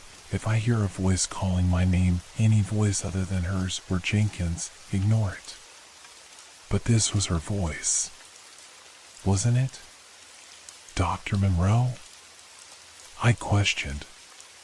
Is that you? The radio crackled. Two voices came through simultaneously, one telling me to look away, the other warning me not to. Both sounding like Dr. Monroe. Cold sweat broke out across my forehead. I kept my eyes fixed on the statue, which remained motionless, pointing at me. The shadow to my left moved again, closer now. Daniel. This time, the voice didn't come from the radio. It came from directly behind me, soft and familiar. Daniel, please look at me. My mother's voice. My mother, who had died when I was 14. Every muscle in my body tensed. It wasn't real. It couldn't be real. Whatever was happening in this garden, whatever had taken those other watchmen, it was trying to make me look away from the statue. You're not her, I said, my voice shaking. You're not real. A cold pressure on my shoulder, like a hand, but heavier, harder. Stone fingers. Please, sweetheart, the voice that wasn't my mother's whispered. I've missed you so much. Just one look. The pressure increased, stone fingers digging painfully into my flesh. I gasped but kept my eyes forward, fixed on the statue in the rock garden. The statue that was still there, still pointing at me. If that statue was there, then what was behind me? The realization hit me like a physical blow. There were two statues. Dr. Monroe. I shouted into the radio. There are two of them. Do you hear me? Two. Only static answered me. The fingers on my shoulder tightened their grip, pulling me backward. The voice changed, deepening, becoming male and ragged with need. Look at me, it demanded. Look at me. With my free hand, I reached up and grabbed the stone wrist on my shoulder. It was cold and smooth, unmistakably marble. Using all my strength, I wrenched it away and spun around. I came face to face with a nightmare. It had the shape of the Reverie statue, but the marble was cracked and discolored, the once beautiful features distorted into a snarl of rage. The eyes were no longer blank, they held pinpricks of red light, like distant flames seen through keyholes. It lunged for me, stone arms reaching, mouth open to reveal teeth that no human sculptor would have carved. I stumbled backward, dropping both flashlight and radio. The light rolled across the ground, casting wild shadows that made it seem like the entire garden was moving. The second statue, the corrupted one, advanced on me with a horrible, jerky motion. Each step was accompanied by that grinding sound, stone scraping against stone as its joints moved in ways they were never designed to. I turned to run and froze. The original statue was no longer in the rock garden. It was now blocking the path ahead of me, still in its serene pose, still pointing. I was trapped between them. My mind raced. Dr. Monroe had said the statue couldn't be destroyed. But maybe it could be contained, slowed down. I glanced around frantically for anything I could use. The flashlight beam caught the edge of a maintenance cart partially hidden behind a hedge. Garden tools. It was a long shot, but my only chance. I dove for the cart, the sound of stone grinding against stone right behind me. I reached the cart, hands frantically searching for anything useful. My fingers closed around something heavy and metal, a shovel. Not much of a weapon against living stone, but better than nothing. I whirled around, shovel raised defensively. The corrupted statue had closed half the distance, moving with that unnatural, jerking gait. Behind it, the original statue remained perfectly still, its serene face somehow more terrifying than its counterpart's rage. Stay back. I shouted, knowing it was futile. The corrupted statue halted, tilting its cracked head as if confused by my resistance. Then its mouth opened wider than any human mouth could, and a sound emerged, not a voice, but a terrible grinding noise that formed words. Vessel, need, vessel. The words sent ice through my veins. This thing wanted my body, just as Dr. Monroe had warned. It needed a new host. You can't have me, I said, backing away slowly, keeping the shovel between us. It lurched forward again. I swung the shovel with all my strength. The metal head connected with the statue's shoulder and shattered, sending fragments flying. The statue didn't even flinch. I threw the broken handle at it and ran, darting between hedges, taking random turns in a desperate attempt to lose it. The sound of stone grinding against stone followed me, sometimes closer, sometimes farther away, but never gone completely. My lungs burned. Sweat soaked my uniform. I had no idea where in the garden I was anymore, only that I needed to keep moving. I rounded a corner and found myself at the edge of the maze, the same maze where I'd encountered the statue the previous night. The entrance yawned before me, dark and uninviting. Never follow it into enclosed spaces, Dr. Monroe had warned. But the grinding sound was getting closer behind me. I had seconds at most before the statue appeared. And ahead was darkness, complexity, the chance to hide. I made my choice and plunged into the maze. The hedges closed around me like walls, blocking the moonlight, leaving me in near total darkness. I slowed to a careful walk, hands outstretched, feeling my way forward. Each intersection was a gamble, left, right, straight ahead. I chose randomly, trying to put as many turns between myself and the entrance as possible. The grinding sound echoed through the maze, seeming to come from everywhere at once. Sometimes it sounded right behind me, sending me into a panicked run. Other times it faded almost to nothing, giving me moments to catch my breath and reorient myself. As I navigated the twisting paths, a strange calm began to settle over me.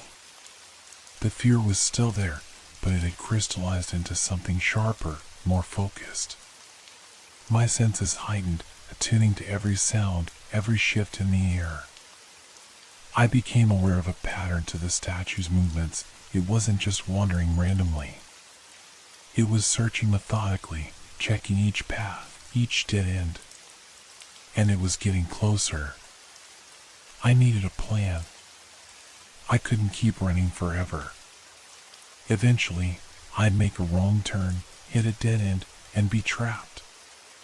Or dawn would come, and I'd be found, or not found at all, just another missing watchman, my disappearance neatly explained away by the powerful Harrington family. Think, Daniel, think. What had Dr. Monroe said about the statue? It can't move while being observed.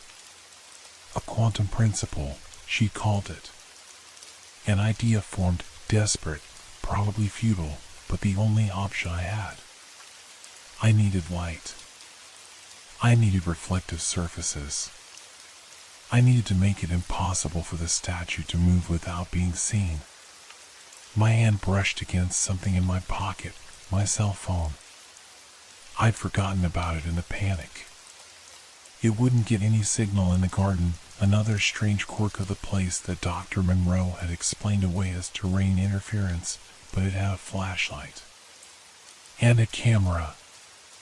I pulled it out, turned on the flashlight function, and swept it around me.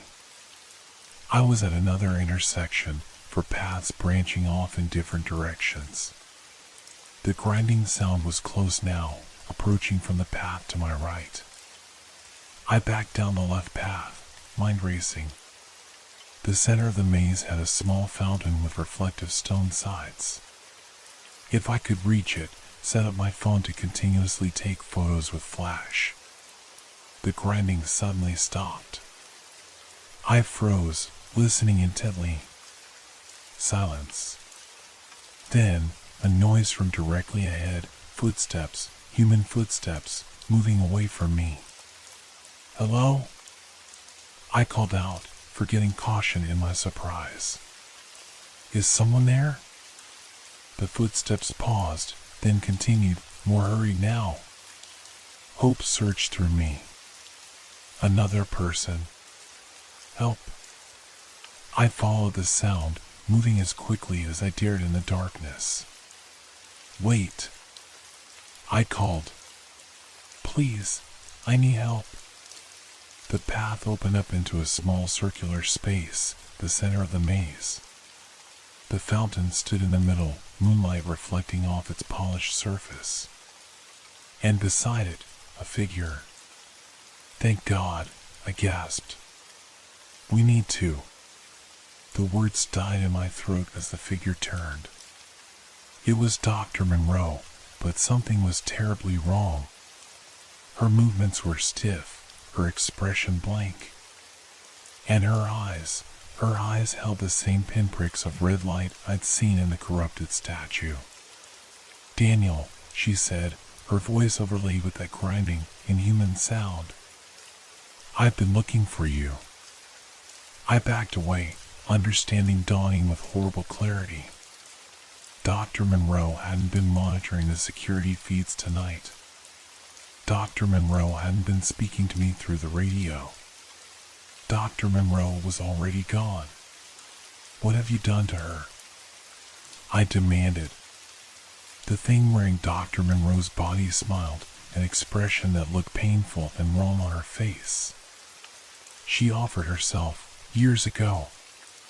A temporary vessel while I searched for a more permanent home. It took a step toward me, moving like a marionette controlled by inexperienced hands. She's still in here, somewhere." Screaming. The grinding sound came from behind me now. I whirled to see the corrupted statue entering the clearing from another path. The original statue appeared from a third entrance, still in its perfect, serene pose. I was surrounded. "You don't understand what it's like," the thing in Dr. Monroe continued, taking another jerky step forward. "Trapped in stone. Cold. Eternal. Aware. The loneliness, the hunger." It stretched out a hand toward me. "I need warmth. I need flesh." "You're Mason Richardson," I said, trying to keep it talking while I frantically searched for an escape route. "The sculptor." A look of surprise crossed Dr. Monroe's face. "You know my name. I know what you did. You put yourself into the statue." "I put myself into art," it snapped, Dr. Monroe's voice rising to a shout. "I achieved immortality." "You achieved a prison," I countered. "And now you're trapping others with you."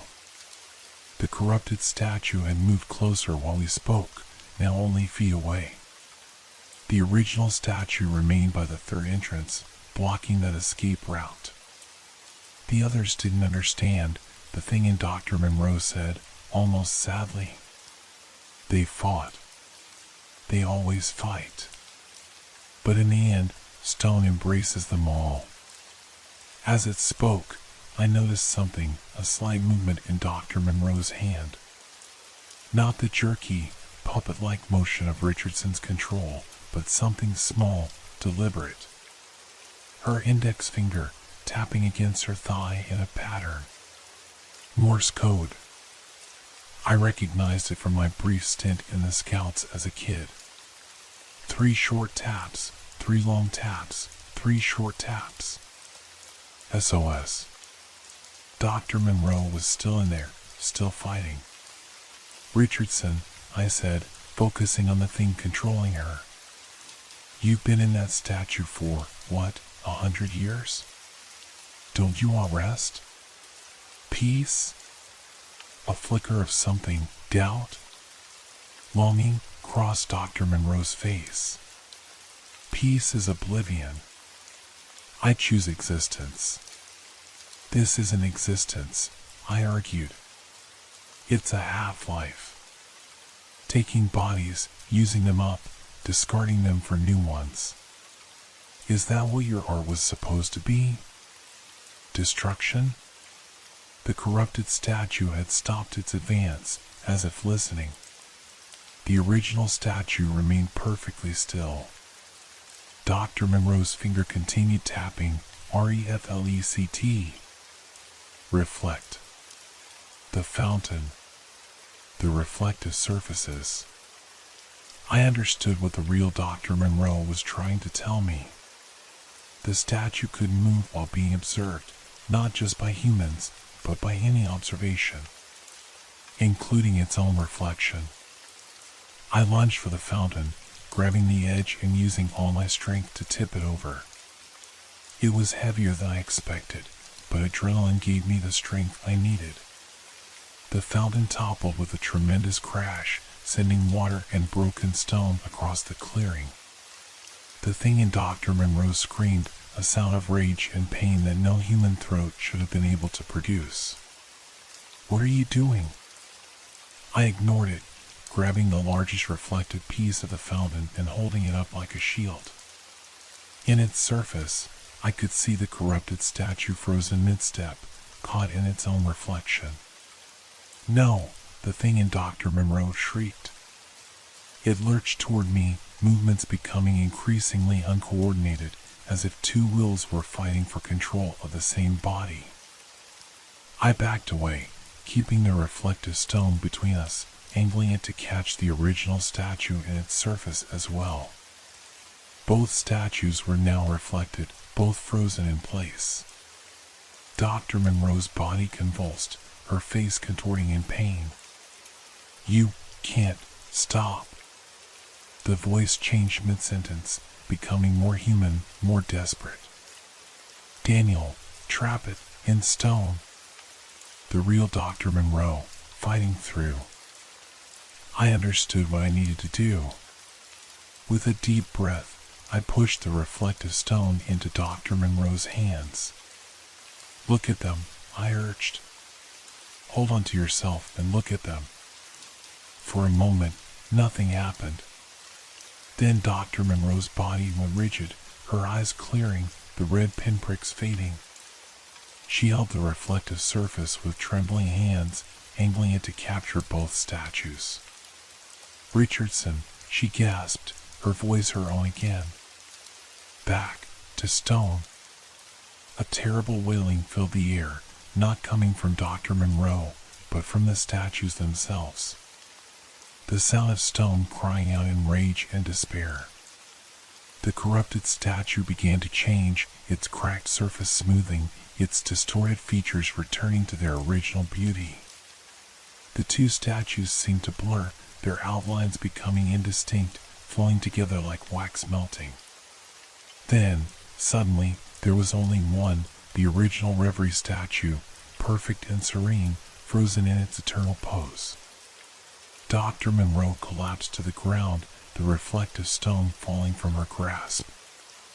I rushed to her side, checking for a pulse. It was there, weak but steady. Her eyes fluttered open. "Is it over?" I looked at the statue, now just a statue again. "I think so. For now." She struggled to sit up. "It's never over. Not completely. It's still in there, waiting. Then we'll destroy it," I said. "Break it into pieces so small it can never reform." She shook her head weakly. "We've tried. It always comes back. The best we can do is contain it, study it, understand it. Why? Why keep something so dangerous?" Dr. Monroe's eyes met mine, tired but determined. "Because it's knowledge, Daniel. A form of immortality we barely understand. If we can learn how Richardson did it, how he transferred consciousness to stone, it's not worth the cost," I argued. "Those missing watchmen." "I know," she interrupted. Believe me, I know the cause better than anyone. It's been using me for years, taking control when I'm weak, when I'm tired. Her hand trembled as she reached up to touch her face. I can still feel it in my mind, scratching to get out. Dawn was approaching, pale light filtering through the maze hedges. In the growing brightness, the statue looked harmless, beautiful even. Just another piece of art in a garden full of treasures. But I knew better now.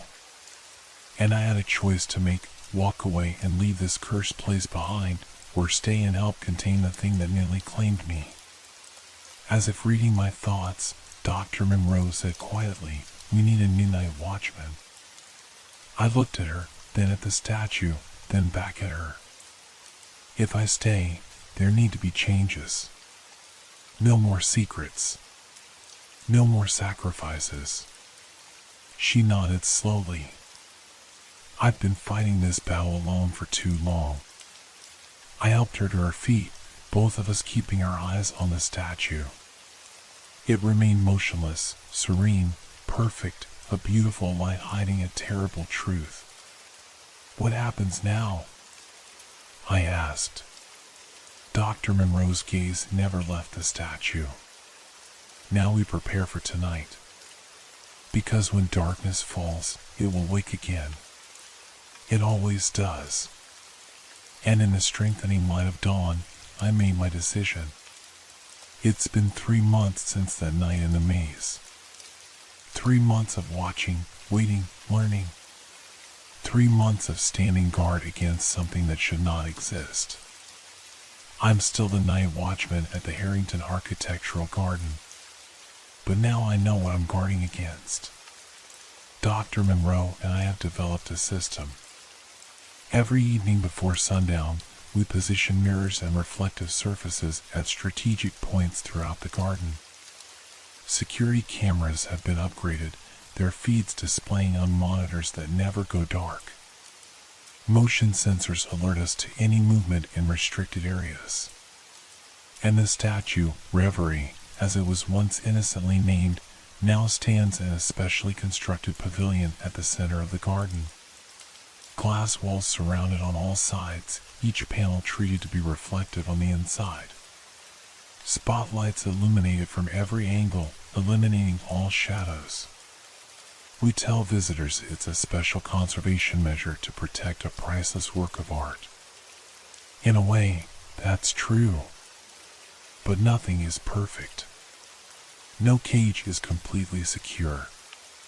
Dr. Monroe reminds me of this daily, her eyes haunted by the knowledge of what lurks inside her mind, waiting for a moment of weakness.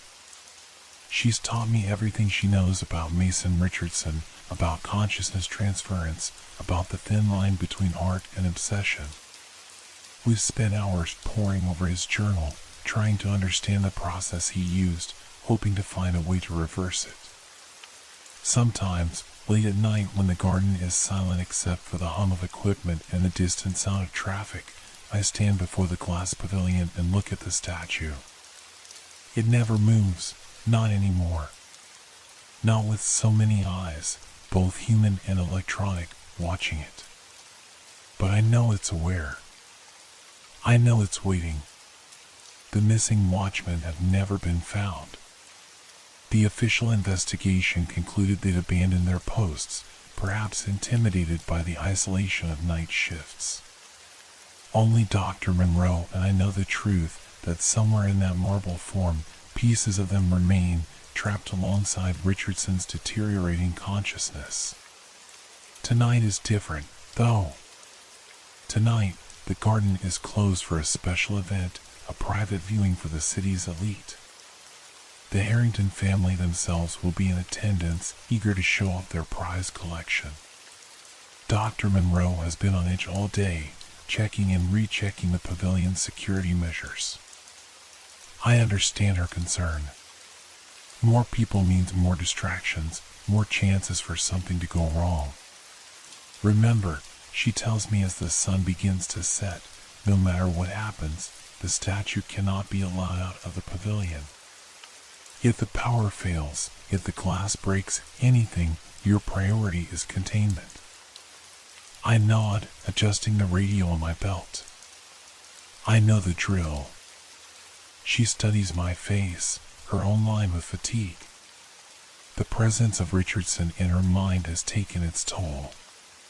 Some days are better than others, but she's fighting a constant battle for control. Be careful tonight, Daniel, she says, her voice softer now. I have a bad feeling. As guests begin to arrive, dressed in evening wear that seems out of place among the garden's natural beauty, I take up my position near the pavilion.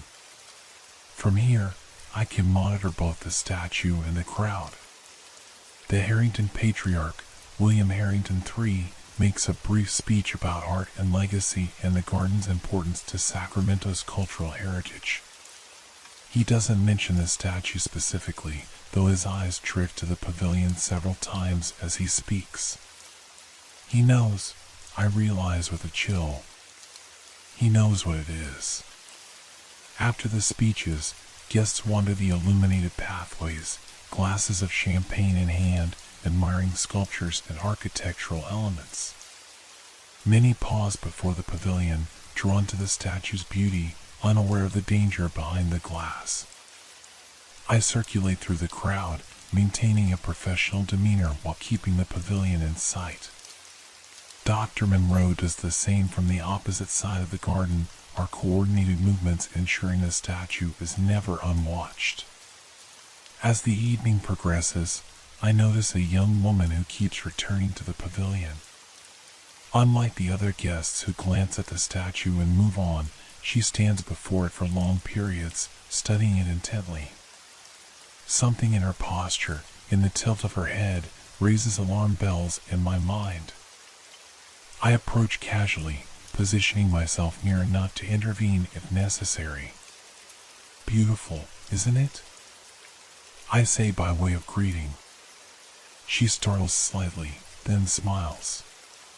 Hauntingly so. There's something in the eyes. You seem particularly interested in this piece, I observe. I'm writing my thesis on Mason Richardson, she explains, and my blood runs cold. His work has been largely forgotten, which is a shame. This is one of his finest pieces. You know about Richardson? She nods enthusiastically. His techniques were revolutionary. The way he worked with marble. She leans closer to the glass, peering at the statue's perfectly carved features. There's a theory that he developed a method to infuse stone with organic material, creating a unique texture that's never been replicated. Organic material. If only she knew. What's your name? I ask, trying to keep my voice casual. Eliza. Eliza Richardson. My heart nearly stops.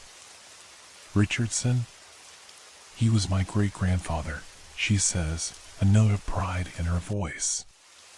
My family lost track of most of his work after his death. When I discovered this piece was here. She trails off, her eyes never leaving the statue. Before I can respond, the garden is plunged into darkness. The spotlights illuminating the pavilion, the path lights, everything gone in an instant. Guests gasp in surprise. Security radios crackle with confused chatter. And beneath it all, barely audible, comes a familiar sound, stone grinding against stone. Stay here, I tell Eliza sharply, pulling out my flashlight. Don't move. I push through the confused crowd toward the pavilion, heart hammering in my chest. The beam of my flashlight cuts through the darkness, finding the glass structure exactly as it should be, intact, secure. But the statue is gone. Dr. Monroe. I shout into my radio. Code red. The statue is mobile. Her voice comes back immediately, tense but controlled. Location? Unknown. The pavilion is empty. I repeat, the pavilion is empty. Panic threatens to overwhelm me, but I force it down. We've trained for this. We have protocols. All security personnel, Dr. Monroe's voice broadcasts over the main channel, escort guests to the main entrance immediately. This is not a drill. The garden erupts into controlled chaos as guards begin herding confused and frightened guests toward the exit. I scan the darkness frantically, searching for any sign of movement, any glimpse of white marble among the shadows.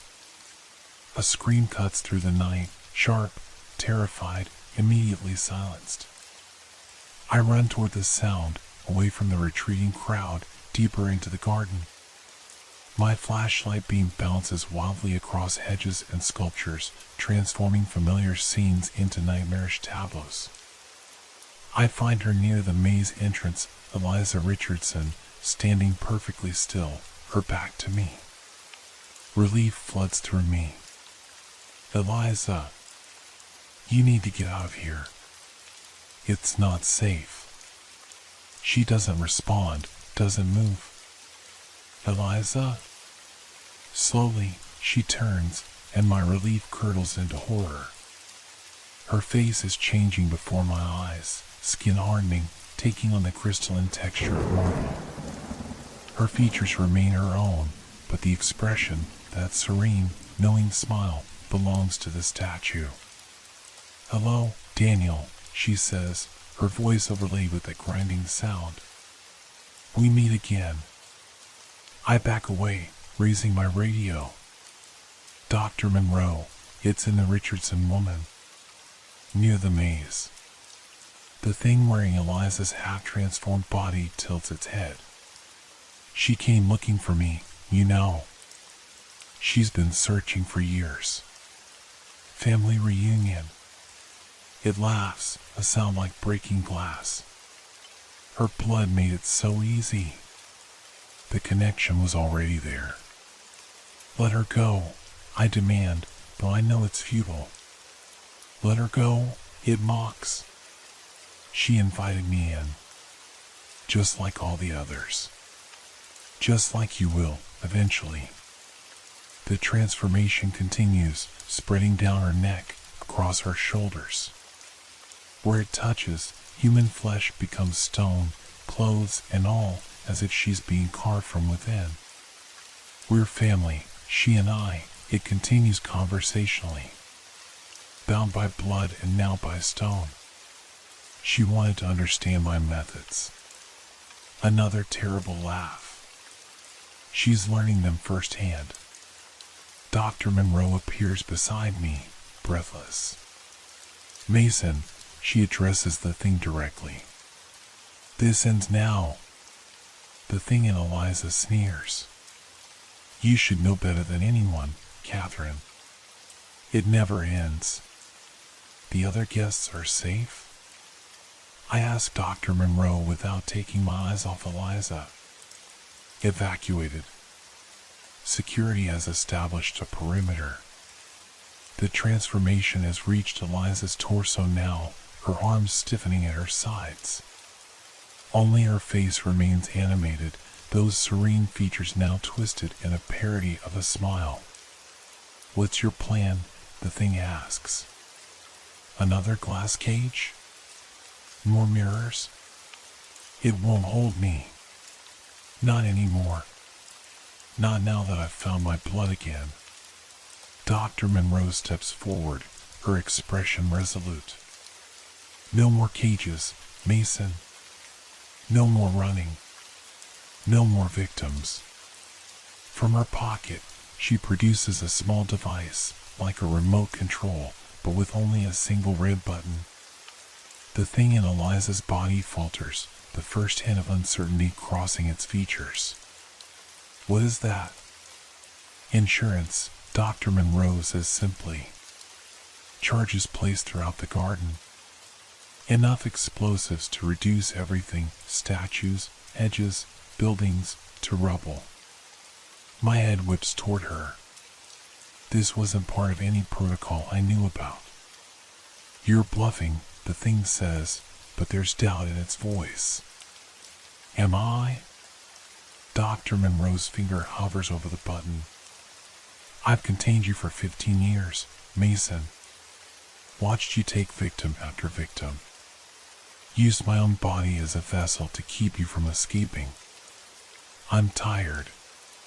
The transformation has slowed, as if the thing's concentration has been broken. If you destroy the garden, you destroy yourself, it argues. Yes.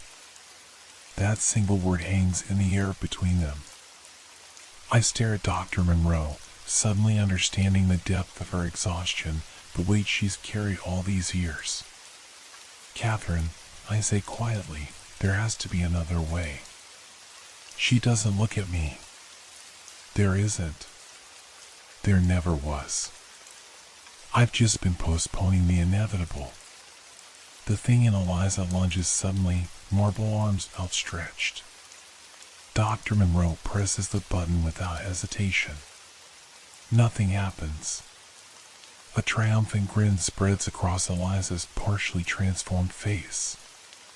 Empty threats, Catherine? I expected better from you. Dr. Monroe smiles thinly. It wasn't connected to explosives. As she speaks, floodlights burst to life all around the garden, bathing everything in harsh, unforgiving brightness. The pavilion, now empty, glows like a beacon. The thing in Eliza freezes, caught in the sudden illumination. What? It was a signal, Dr. Monroe explains, calm despite the creature's proximity. To activate our real insurance policy. From all directions, garden staff emerge from hiding places, each carrying mirrors, reflective panels, anything that can cast the creature's image back at itself. They move with practiced precision, surrounding us, creating a circle of reflection that catches Eliza's transforming body from every angle. The effect is immediate. The thing screams, a sound that starts human and ends as the crack of fracturing stone. Eliza's body begins to change again, not to marble, but back to flesh where the transformation had not yet completed. Now, Daniel! Dr. Monroe shouts. I don't hesitate. We've rehearsed this, though I never truly believed we need to implement it. From my jacket, I produce a small hammer and a chisel, simple tools, but chosen for a specific purpose. As the thing writhes, caught in its own reflection from every side, I step forward and press the chisel against the marble that has formed across Eliza's chest, right where her heart would be. Mason Richardson, I intone, the words we'd found in his journal, the words he used to bind himself to stone, now reversed. Your vessel rejects you. Your heart denies you. Return to dust and memory. I strike the chisel with the hammer. A crack appears in the marble, spreading like a web across Eliza's half-transformed body. The thing howls, its voice no longer human or even stone, but something ancient and filled with fear. No! I am eternal. I am art itself. Dr. Monroe joins me, placing her hand over mine on the chisel. No, Mason. You're just a man who is afraid to die. Together, we strike again. The crack widens, deepens, splintering the marble into fragments that fall away from Eliza's body like a shattering shell. From within the breaking stone comes a rush of cold air and a sound like 1,000 voices crying out at once, the watchmen, the previous victims, perhaps even Mason Richardson himself, finally released. Eliza collapses, human again, unconscious but breathing. The marble fragments scattered around her begin to dissolve, turning to dust that swirls briefly in the floodlights before settling to the ground. In the sudden silence, Dr. Monroe sinks to her knees, tears streaming down her face. It's gone, she whispers. I can't feel it anymore. It's finally gone. I help her to her feet, both of us shaking with exhaustion and relief. The garden staff lower their mirrors, many of them crying, some embracing each other. They too had lived under the shadow of the statue, knowing what it was, what it could do. As medical personnel attend to Eliza, Dr. Monroe turns to me. "It's over, Daniel. After all these years, it's really over." I want to believe her. But as I look around the garden, at the empty pavilion, at the maze where I nearly lost myself, at the eastern fountain where this all began, a single doubt remains. What if there are others? I ask quietly. Other statues, other artists who found Richardson's secret. Dr. Monroe's expression darkens momentarily, then resolves into determination. Then we'll find them. And we'll free them too. In the days that follow, we dismantle the security measures, remove the mirrors and reflective panels. The garden reopens to the public, though the empty pavilion remains closed, marked for renovation. Eliza Richardson recovers slowly, with no memory of what happened to her, no recollection of the thing that briefly inhabited her body. Dr. Monroe thinks it's better that way. I continue my job as night watchman, though the nature of what I'm watching for has changed. No longer guarding against something trying to escape, but vigilant for anything trying to enter, any sign that Richardson's methods might have spread beyond this single garden. Sometimes, on quiet nights when the moon is full and the shadows between hedges grow deep, I imagine I hear a faint sound, stone grinding against stone. But when I turn my flashlight toward it, there's never anything there. Just the garden, peaceful in its silence. Just statues, beautiful and inanimate. Just art, as it should be. But I keep watching, just in case. Some habits are hard to break. And some beauties, once accepted, can never truly end. After all, every garden needs a guardian. And every statue casts a shadow, even in the dark.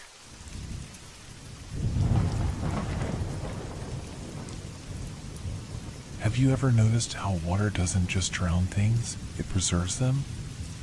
The rain had finally stopped when I pulled up to the remains of the Crescent Bayou Hotel. My wipers squeaked across the windshield one final time before I shut off the engine. The silence that followed was almost unbearable, broken only by water dripping from tree branches and the distant calls of birds returning after the storm. I wasn't supposed to be here.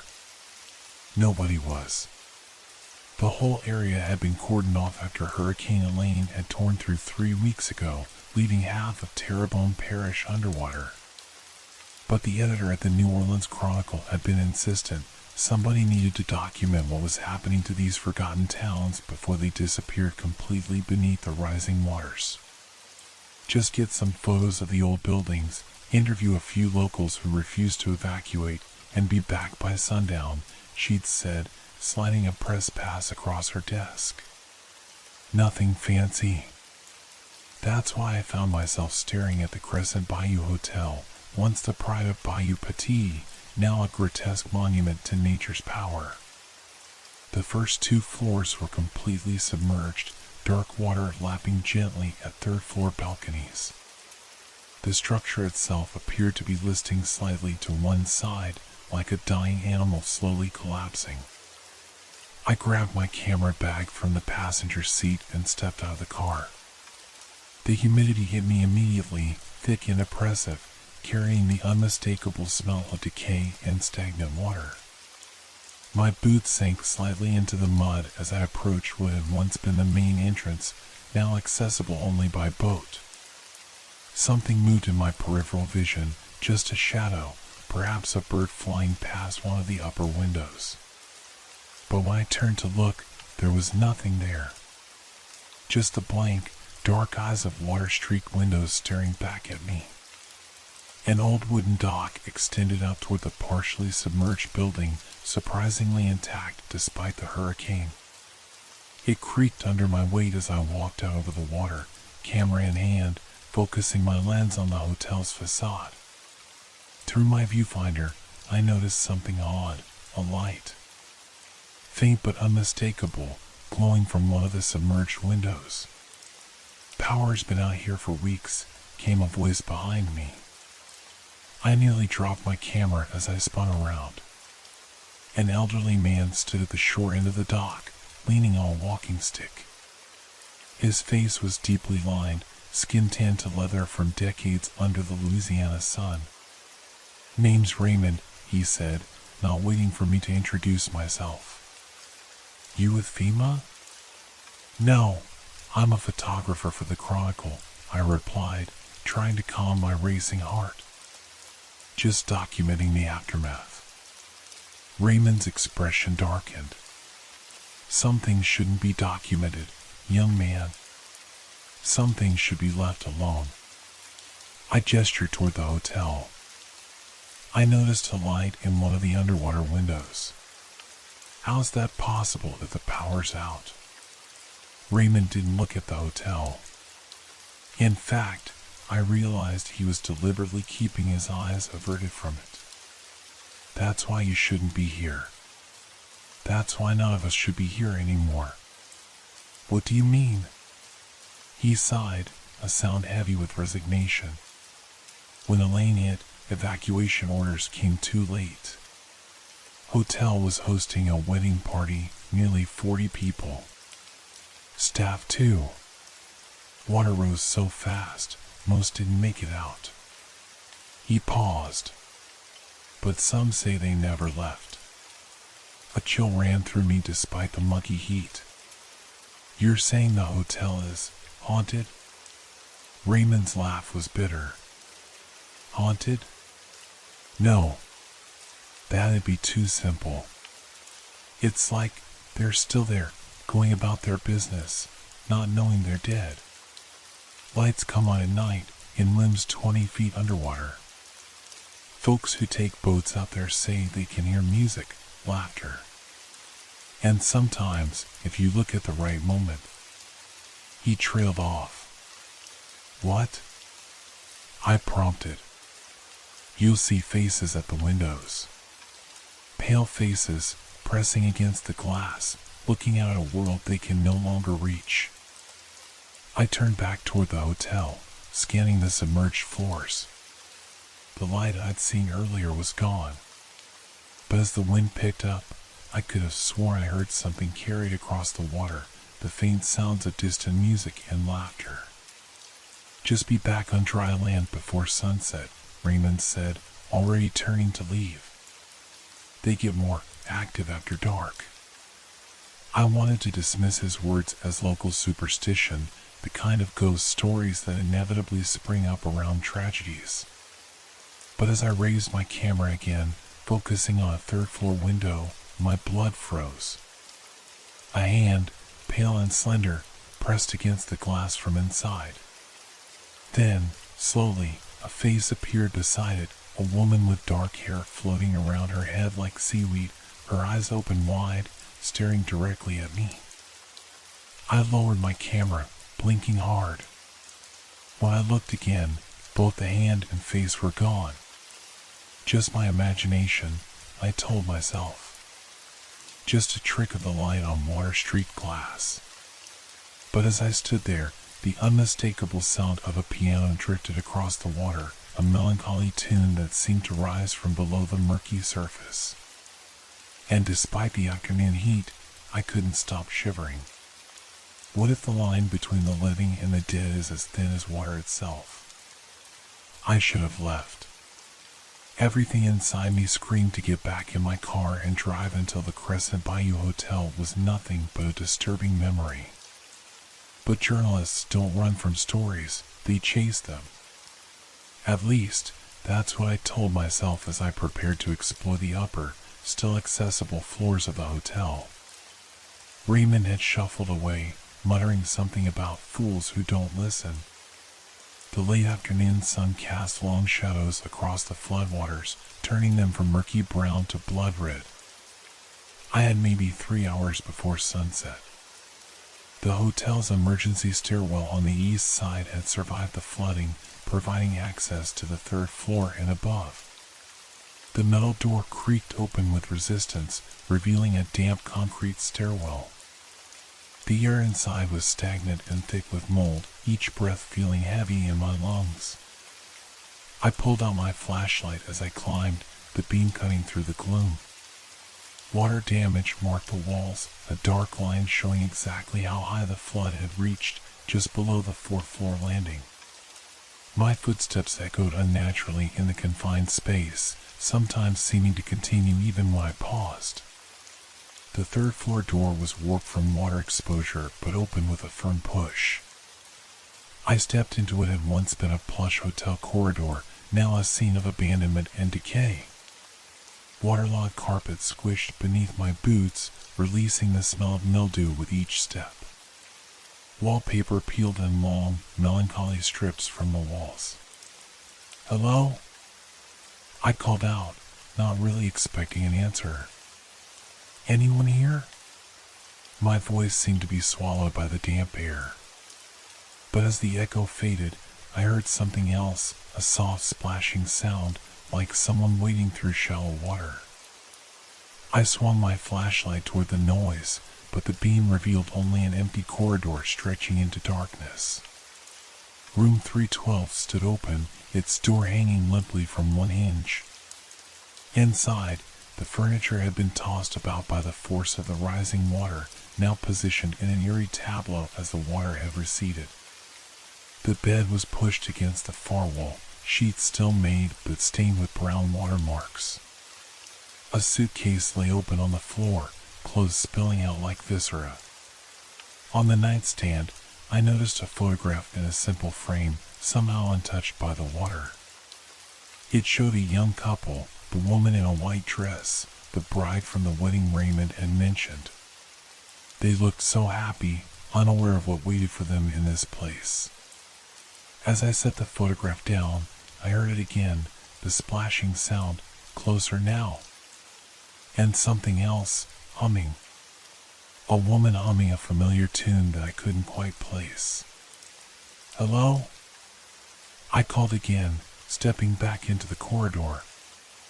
"I'm a reporter. Is someone there?" The humming stopped abruptly. The corridor remained empty, but I couldn't shake the feeling that I was being watched.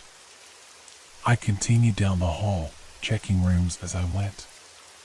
Each told the same story of interrupted lives, half-packed suitcases, personal items abandoned in haste, evidence of lives disrupted by rising waters.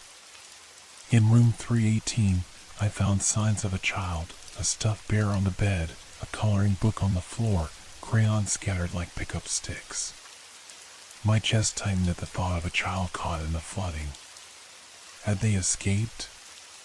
Or were they among those Raymond claimed still roamed these halls? The temperature around me suddenly dropped, my breath fogging in the air. The humming returned, this time accompanied by the laughter of a child, high-pitched, innocent, coming from everywhere and nowhere at once. Something tugged at my jacket sleeve. I spun around, heart pounding, but found nothing there. The laughter faded, replaced by the steady drip drip drip of water from the ceiling. I checked my watch, nearly 5 o'clock. The sunlight slanting through the windows had taken on the golden quality of late afternoon. I needed to hurry if I wanted to check the upper floors before sunset. As I headed toward the stairwell, a door at the end of the corridor slowly swung open. The movement was deliberate, not the result of a draft. Every instinct told me to turn back, to leave this place and its ghosts behind. But instead, I raised my camera and approached the doorway. Room 324 had been a luxury suite, judging by its size. The sitting area opened onto a bedroom dominated by a 4-poster bed. Unlike the other rooms, this one showed no signs of hasty departure. In fact, it looked recently occupied. The bed was unmade, a glass of water sat on the nightstand, and clothes were draped over a chair as if the occupant had just stepped out. "Hello?" I called, softer this time, almost hoping for no response. The bathroom door was ajar, steam curling from beneath it.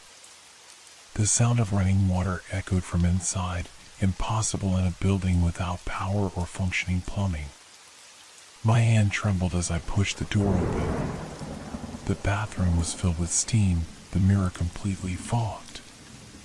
The shower curtain was drawn, a silhouette visible behind it, the unmistakable outline of a woman, her head tilted back as if enjoying the spray of water. "Excuse me," I stammered, backing away. I didn't realize anyone was. The silhouette turned toward me, but made no move to cover herself or express surprise at the intrusion. Instead, a hand, pale, wrinkled from too much time in water, reached out and slowly drew back the curtain. I raised my camera instinctively, the flash illuminating the shower for a split second. In that frozen moment, I saw not a living woman, but something that had once been one, skin bleached white, hair plastered to a skull-like face, eyes milky and unseeing. Water poured from her open mouth and a silent scream. The flash faded, plunging the bathroom back into steam-filled dimness. The shower was empty now, the curtain hanging still. No sound of running water, no silhouette. Just me, alone, with a photograph I was suddenly terrified to view. My hands shook as I checked the camera's display. The image showed an empty shower, curtain drawn back, water running but no one there. I exhaled shakily, relief washing over me until I looked closer at the foggy mirror captured in the frame. Reflected in its surface was not my own face, but the woman's, eyes wide, mouth stretched in a silent scream, hands pressed against the glass as if trying to break through. The temperature in the room plummeted. The mirror before me began to fog rapidly, condensation forming and running down the glass like tears. Slowly, letters appeared in the mist, drawn by an unseen finger. "Help US." I backed out of the bathroom, out of the suite, into the corridor.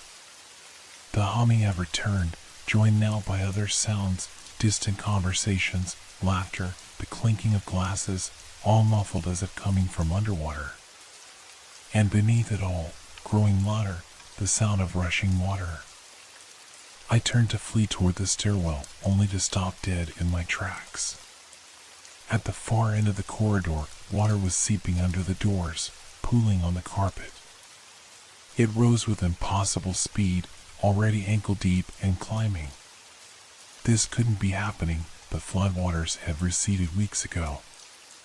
But the evidence was before my eyes, cold water now reaching my knees as I sloshed desperately toward the stairs. Behind me, doors began to open, one after another. I didn't look back. I didn't need to. The splashing sounds told me everything, multiple somethings following me through the rising water, their movement sending waves across the submerged corridor. I reached the stairwell door and yanked it open, throwing myself through. As I pulled it closed behind me, I caught a glimpse of the corridor, now waist-deep in water and filled with pale figures in sodden formal wear, moving toward me with the jerky, uncoordinated motions of marionettes controlled by underwater currents. The door slammed shut. I leaned against it, gasping for breath, listening to the faint scratching from the other side, like waterlogged fingers seeking entry. Is it worse to be forgotten or to be remembered in the wrong way? The stairwell offered temporary sanctuary, but my relief was short-lived. Water began seeping under the door, forming a widening puddle at my feet. I bolted up the stairs, taking them two at a time until I reached the 4th floor. My lungs burned, and sweat mingled with the floodwater that had soaked my pants up to the knees. The 4th floor corridor was dry but bore the musty smell of recent flooding. Unlike the 3rd floor, these rooms had been spared the worst of the hurricane's wrath. The wallpaper remained intact, the carpet merely damp rather than sodden. Yet the silence here felt even more oppressive, a waiting silence. My watch showed 5:30. Outside, the light was fading, the golden glow of late afternoon giving way to the deep blue of approaching evening. Raymond's warning echoed in my mind, be back on dry land before sunset. I needed to document what I'd seen, process what was happening. The rational part of my brain insisted that what I'd experienced on the third floor was impossible, hallucinations brought on by mold spores, perhaps, or the power of suggestion after Raymond's ghost stories. But the water that had soaked my clothes was real enough, as was the photograph still displayed on my camera. Room 412 appeared untouched by tragedy. I slipped inside, closing the door behind me. The room was standard hotel fare, queen bed with generic artwork above it, desk by the window, bathroom to the left. I sank into the desk chair, setting my camera down and pulling out my notebook. As I tried to gather my thoughts, my gaze drifted to the window. From this height, I could see across the flooded landscape, submerged roads forming dark ribbons through muddy water, treetops rising like islands, and in the distance, the lights of emergency vehicles on the highway that remained above water level. So close to normality, yet so far from escape. Movement in the reflection caught my eye, a subtle shift in the room behind me. I spun around, heart racing, but found nothing out of place. Just my imagination. Had to be. I turned back to my notes, but found concentration impossible. Each creak of the building, each whisper of wind against the window, sent fresh adrenaline coursing through my system. I needed to calm down, to think rationally. The bathroom seemed like a good place to start. I could wash the dirty flood water from my skin, clear my head, and plan my exit from this nightmare. I pushed open the door and flicked the light switch out of habit, surprised when the bulb actually flickered to life. How was that possible with no power? The bathroom was small but clean, white tiles, white fixtures, large mirror above the sink. I ran the tap, again surprised when water flowed and splashed my face, the coolness helping to center me. As I straightened, water dripping from my chin, I looked into the mirror and froze. Behind me stood a man in a hotel uniform, his once crisp outfit now stained and tattered. His skin had the pallid, bloated look of a body too long underwater, his eyes cloudy and unfocused. Water dripped steadily from his clothing, forming a puddle on the tile floor. He didn't move, didn't speak, just stared at me with those milky eyes. I spun around, a cry escaping my lips, but the bathroom was empty. Turning back to the mirror, I found only my own reflection, pale with fear, but mercifully alone. The tile floor remained dry. A knock at the hotel room door sent me nearly jumping out of my skin. 3 sharp raps, precise and deliberate. I stood frozen, unable to move, to breathe. Housekeeping, called a woman's voice, the words slightly slurred as if spoken through water. Another knock, more insistent this time. The door handle began to turn slowly. I threw my weight against the bathroom door, slamming it shut and fumbling with the lock. The small room suddenly felt like a trap rather than a sanctuary. There was no way out except past whatever waited on the other side of that door. "Sir? You requested turn-down service?" The voice was closer now, just outside the bathroom door. A shadow appeared in the gap beneath it, water seeping through to pool on the tile.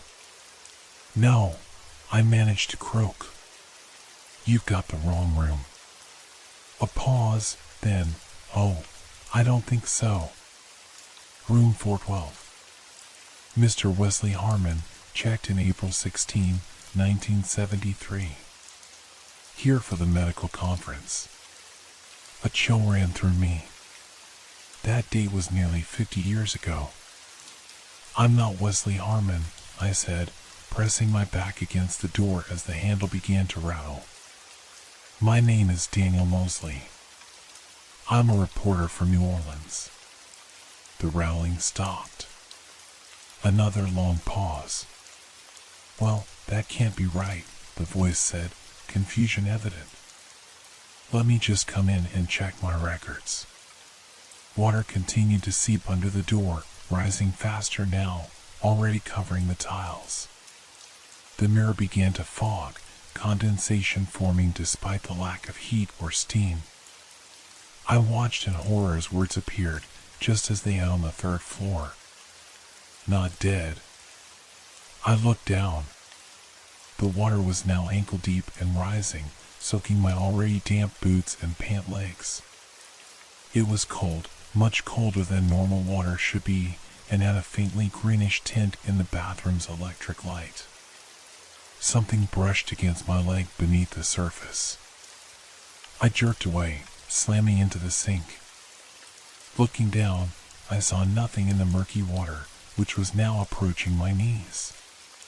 The doorknob rattled again, more violently this time.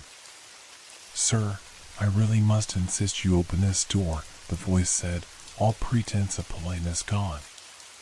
We're all waiting for you. The reception can't start without you. What reception? I asked, though every instinct screamed at me to stay silent, to not engage. The wedding reception, of course. The voice changed, becoming multiple voices speaking in eerie unison. We're all waiting. We'll wait forever if we have to. The water reached my waist, its cold embrace numbing my lower body. I struggled to the window above the bathtub, hoping for an escape route, but it was too small for me to fit through. Outside, the sun was setting, the last rays painting the floodwaters blood red. Something large moved beneath the surface near my thighs, something that felt like a hand, gripping, then releasing. I stifled a scream, sloshing toward the door. I had to get out, had to take my chances with whatever waited in the hotel room beyond. The bathroom door burst open before I could reach it, not inward as it should have, but outward, as if pulled by immense force. Water rushed out in a torrent, carrying me with it into the hotel room. I landed hard on the carpet, coughing and sputtering. But the room I found myself in was not the one I had entered.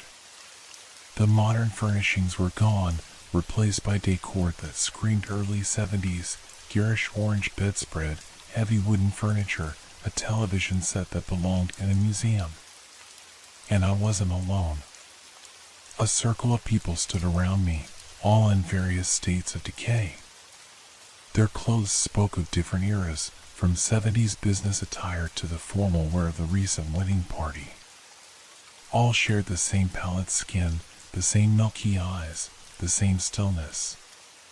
Water dripped constantly from their clothes, their hair, their fingertips, forming an ever-expanding puddle on the carpet. You shouldn't be here, said one, a young man in a tuxedo. This isn't your time. But since you are, continued an elderly woman in an outdated dress, perhaps you could help us. We're trapped, said a little girl, the owner of the stuffed bear I'd seen earlier. We don't know how to leave. Each time the waters rise, the man in the hotel uniform explained, more join us. But none leave. Never leave. They began to move toward me, closing their circle tighter. Their movements were uncoordinated, jerky, like puppets with tangled strings. Water continued to rise around us, now covering the carpet, soaking into the bed. Wait, I gasped, backing away until I hit the wall. I don't understand. What do you want from me? We want what anyone wants, said the bride, stepping forward. Her wedding dress was in tatters, her veil a shroud around her bloated face. To be remembered. To be found. To rest. They think we're still missing, the hotel worker added. Rescue teams gave up too soon. Our bodies are still here in the lower floors. If they found us, the little girl said, maybe we could go home. The water continued to rise, now at my knees again. The figures pressed closer, their cold, wet hands reaching for me. I fumbled for my camera, still hanging around my neck, and raised it like a shield. I'll tell them, I promised. I'll make sure they know. I'll bring help back. The bride tilted her head, studying me with those cloudy eyes. Others have promised. None have returned. I will, I insisted. I'm a journalist. It's my job to tell stories, to make sure people aren't forgotten. The circle hesitated, looking to the bride. She seemed to be their leader, the strongest presence among them. After what felt like an eternity, she nodded. Show him, she commanded. The hotel worker stepped forward, holding out a waterlogged ledger. The guest registry, he explained. All who were here when the waters came. All who never left. I took the soaked book, its pages threatening to disintegrate at my touch. Names blurred before my eyes, dozens of them, from different years, different tragedies. Hurricanes, floods, each taking their toll on the Crescent Bayou Hotel and those unfortunate enough to be staying there when disaster struck. Not just the recent wedding, I realized aloud. This has happened before. Many times, the bride confirmed. The bayou always reclaims its own. But we remain, waiting. The water had reached my waist again, its cold embrace sapping my strength. The figures began to back away, melting into the shadows of the room. Only the bride remained, her ruined veil floating on the water's surface. You should go, she said, her voice fading. The sun is setting. The waters rise faster after dark. I clutched the ledger to my chest, backing toward what I hoped was the door. I'll come back, I promised again. With help. The bride's lips curled into a smile that held no warmth. We'll be waiting. We have nothing but time. I turned and fled, sloshing through water that seemed to pull at my legs, trying to hold me back. The corridor outside was transformed, wallpaper from a different era, light fixtures I'd never seen.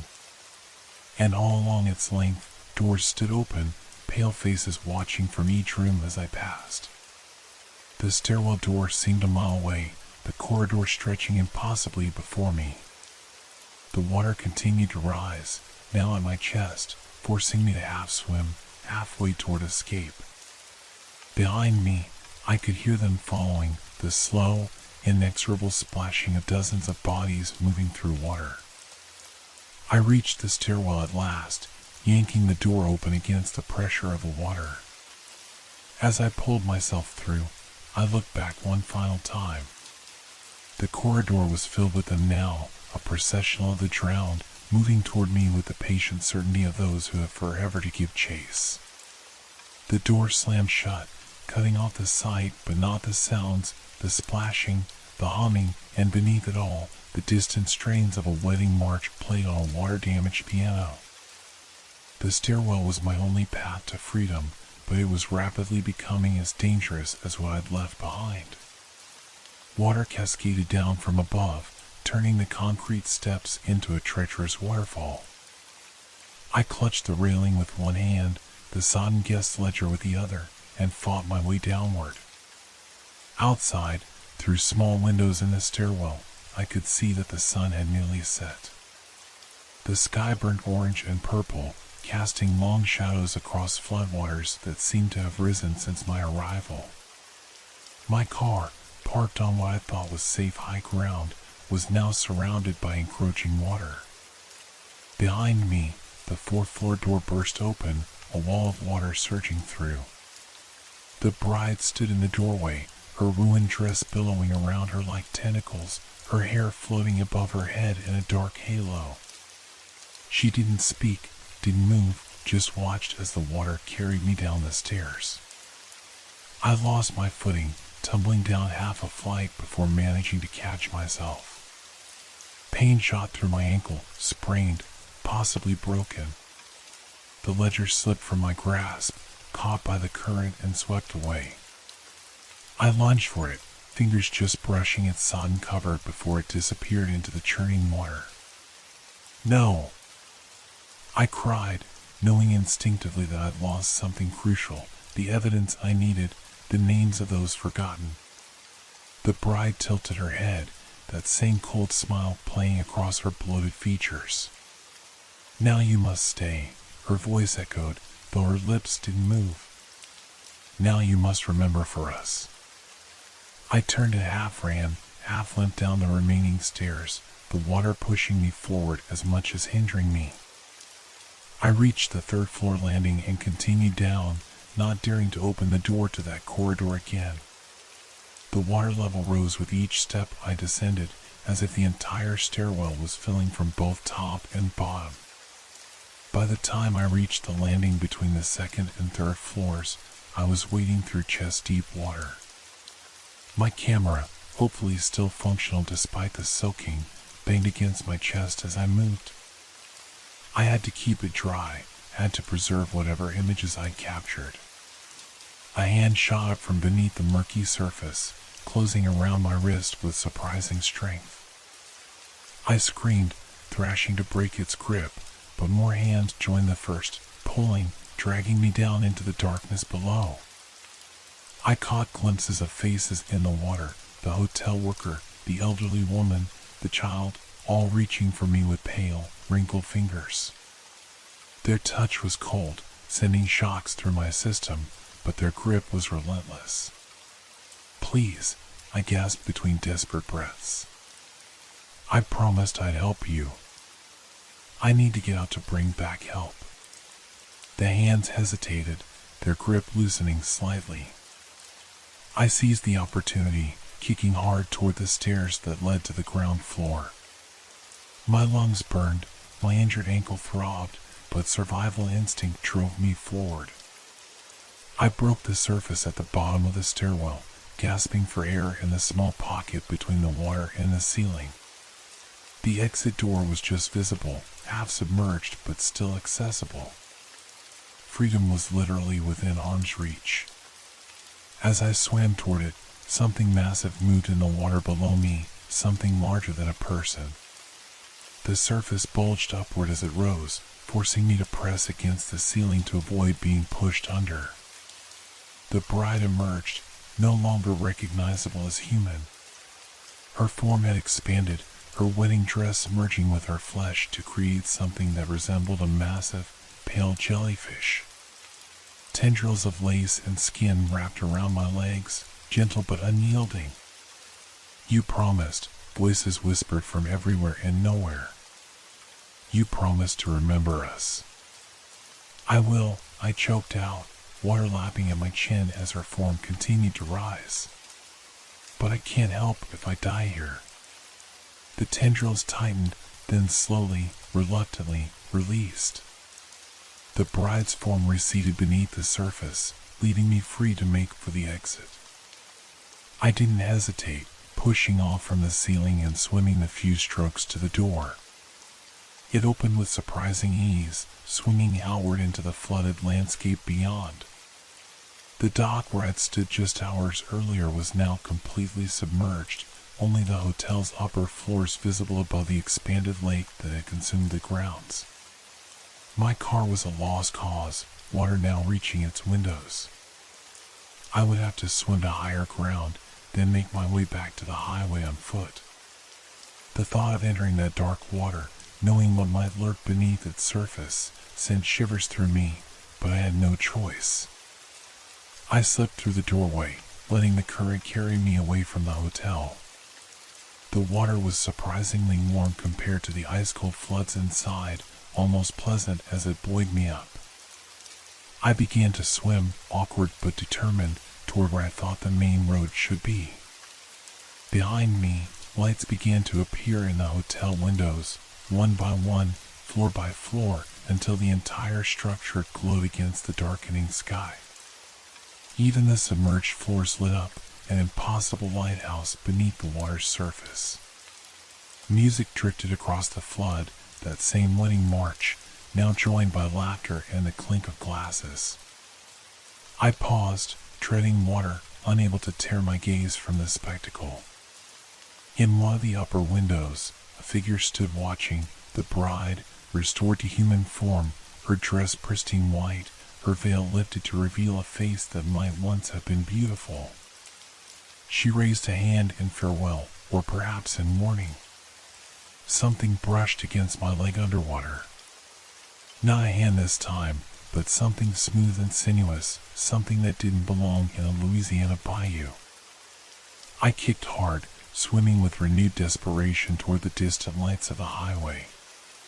The sun disappeared below the horizon, plunging the flooded landscape into twilight. The only illumination came from the hotel behind me and the emergency vehicles ahead.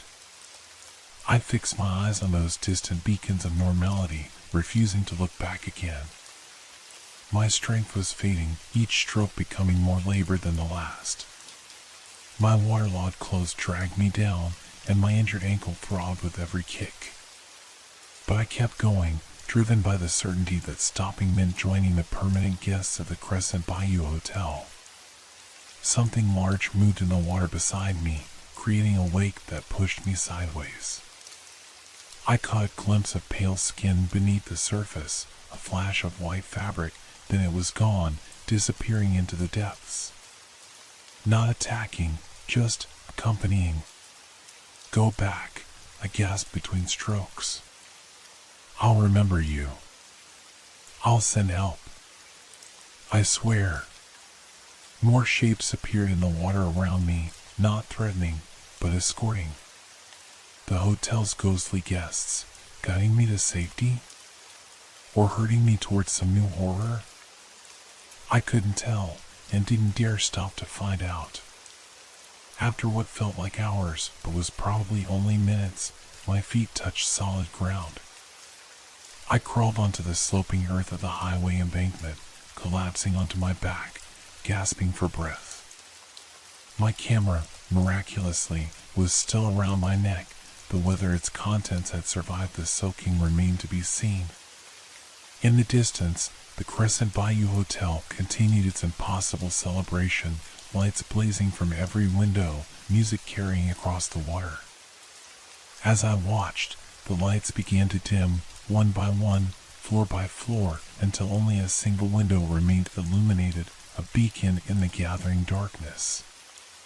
Mr. Mosley? Daniel Mosley? I turned my head to find a state trooper standing over me, flashlight in hand. Behind him, an ambulance waited, its emergency lights painting the scene in alternating red and white. "We've been looking for you," the trooper said, helping me to my feet. "Your editor called when you didn't check in. Said you were out here documenting the flood damage." I nodded, unable to find words to explain what I'd experienced. "Damn foolish thing to do," the trooper continued, leading me toward the ambulance. "This whole area is unstable. That old hotel could collapse any minute." I looked back over my shoulder. The Crescent Bayou Hotel stood dark and silent now, just another abandoned building slowly being reclaimed by nature. No lights, no music, no signs of the life or afterlife I'd witnessed. "Did you find what you were looking for?" the trooper asked, following my gaze. I clutched my camera tighter. "I'm not sure," I replied honestly. "But I made a promise I intend to keep." As the ambulance doors closed behind me, I caught one final glimpse of the hotel through the window. For just a moment, I could have sworn I saw a flicker of movement at the highest window, a pale figure in white, watching as I was carried away. Then it was gone, vanished like a reflection on disturbed water. The paramedics worked efficiently, checking my vitals, wrapping my injured ankle, asking questions I barely heard. My mind remained at the hotel, with those trapped between worlds, waiting for someone to remember them, to find them, to set them free. "You're lucky," one paramedic said, draping a thermal blanket over my shoulders. "Another hour out there and hypothermia would have set in." "What possessed you to swim in floodwaters after dark?" I couldn't explain that the water had risen impossibly fast, that beings long dead had both threatened and saved me. So I simply said, "I lost track of time." The paramedic exchanged glances with his partner. "Well, you need to be checked for waterborne illnesses. This floodwater is contaminated with all sorts of things, chemicals, sewage, and—" He hesitated. "And bodies," I finished for him. "The people who didn't make it out of the hotel." The ambulance fell silent. Finally, the second paramedic said quietly, "That was 2 hurricanes ago, sir. Those remains were recovered years back." I sat upright, the blanket falling from my shoulders. "What?" "But Raymond told me about the wedding party just 3 weeks ago, during Hurricane Elaine." "Hurricane Elaine?" The first paramedic looked concerned now. "Sir, there hasn't been a Hurricane Elaine. The last major storm to hit this area was Hurricane Grace, almost 2 years ago." My mind reeled. Had Raymond lied to me? Or was he part of the hotel's mysterious influence, drawing me in for purposes I still didn't understand? "And Raymond?" I asked. "Elderly man, lives near the hotel?" The paramedics exchanged another look. "Don't know any Raymond in Bayou Petit," the second one said. "Most locals evacuated permanently after the hotel disaster. Too many memories."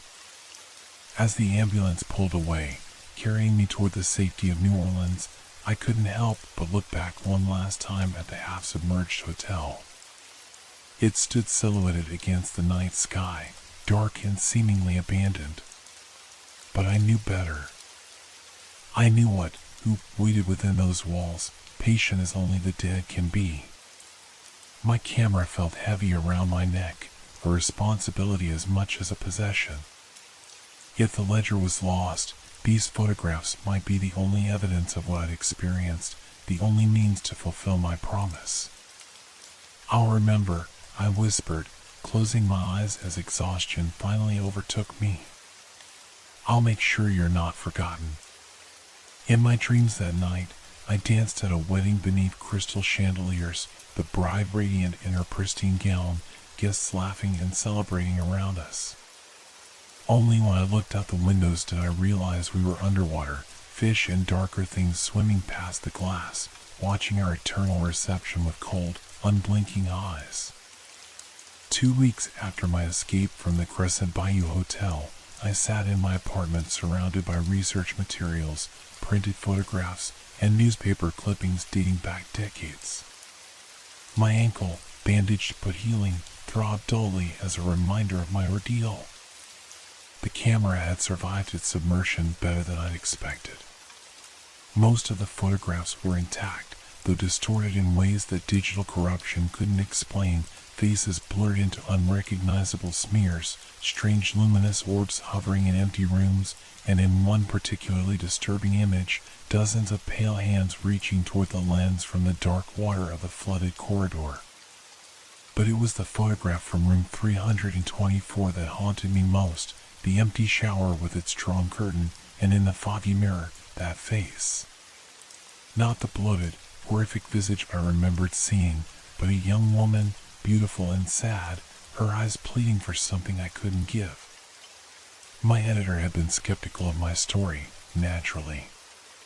She'd run a small piece about the forgotten hotel, accompanied by the most conventional of my photographs, but balked at my insistence that there was more to the story, much more. "Look, Daniel," she'd said, leaning back in her chair, "I appreciate your dedication. But ghost stories don't sell papers unless it's Halloween. And this business about previous disasters that nobody remembers? I can't run that without corroboration. She was right, of course. My research had revealed no Hurricane Elaine in recent records, no mass drowning at a wedding 3 weeks prior. The most recent tragedy at the Crescent Bayou Hotel had occurred during Hurricane Maria in 2017, a small wedding party of just 15 people, all of whom were successfully evacuated according to official reports. Yet older records told a different story. The hotel had a long history of disasters, a fire in 1946 that claimed 12 lives, a flood in 1973 that left 3 unaccounted for, another hurricane in 1998 with 5 missing persons never found. Always officially resolved, always formally closed, yet whispers persisted among locals about lights in submerged windows, music playing in abandoned halls. I tried to find Raymond, the old man who had warned me that first day, but no one in Bayou Petit recognized my description. One elderly woman at the local diner had gone pale when I mentioned him, crossing herself before telling me, "Sounds like old Raymond Guidry." But he drowned in the hotel during the '73 flood. Worked there as a groundskeeper for 20 years. Now, as rain pattered against my windows, I spread out my research on the coffee table. The names I'd glimpsed in the ledger were lost to me, but I compiled my own list from newspaper archives, county records, and interviews with former hotel staff. 27 names in all, people who might have been forgotten, might still be trapped in that watery limbo. My phone rang, startling me from my concentration. The screen showed a number I didn't recognize, with the Bayou Petit area code. "Hello?" I answered cautiously. Static crackled on the line, interspersed with what sounded like rushing water. Then, faintly, "Mr. Mosley?" The voice was female, familiar in a way that sent chills down my spine. "Who is this?" "You promised," the voice said, clearer now. "You promised to remember us. To help us." My mouth went dry.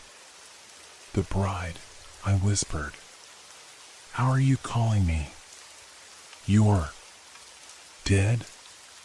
A soft laugh, distorted by static. "Perhaps. I'm not sure anymore. None of us are. But we know you haven't forgotten." "I'm trying," I insisted, looking at my research. "But the records don't match what you told me. There was no wedding 3 weeks ago. The hotel has been abandoned for years." "Time moves differently for us," she replied. "What feels like weeks might be years. What feels like years might be decades. We exist in moments, Mr. Mosley, the moment the water came, the moment we realized we couldn't escape, the moment she broke off. It doesn't matter. What matters is that you come back." "Come back?" Cold dread settled in my stomach. "Why would I do that?" "Because you've only seen what we wanted you to see. Not the truth. Not what lies beneath." The line went dead, leaving me holding the phone to my ear, listening to nothing but the dial tone. When I tried to call back, an automated message informed me that the number was not in service. Outside, the rain intensified, drumming against the roof and windows. I limped to the window, drawing back the curtain to watch water coursing down the glass. For a brief, terrifying moment, I thought I saw a pale face pressed against the pane, water-bleached hands splayed beside it, but it was just a trick of the light, raindrops casting strange shadows. My laptop chimed with an incoming email notification. The sender was listed as Crescent Bayou, with no other identifying information.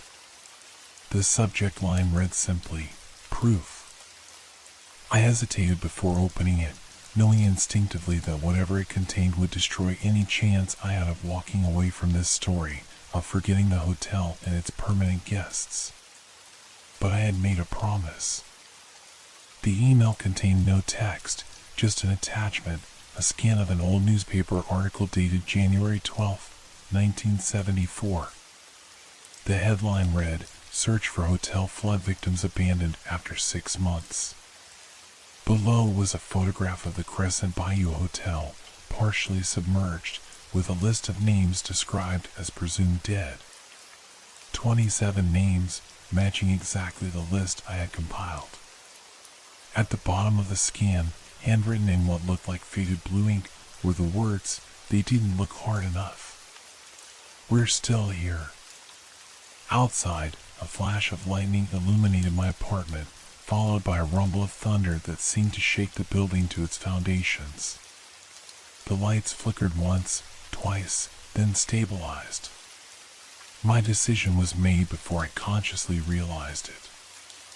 I began gathering my research, tucking it into a waterproof bag along with my camera and a fresh notebook. I didn't know what I would find at the hotel, or how I could help those trapped there, but I knew I had to try.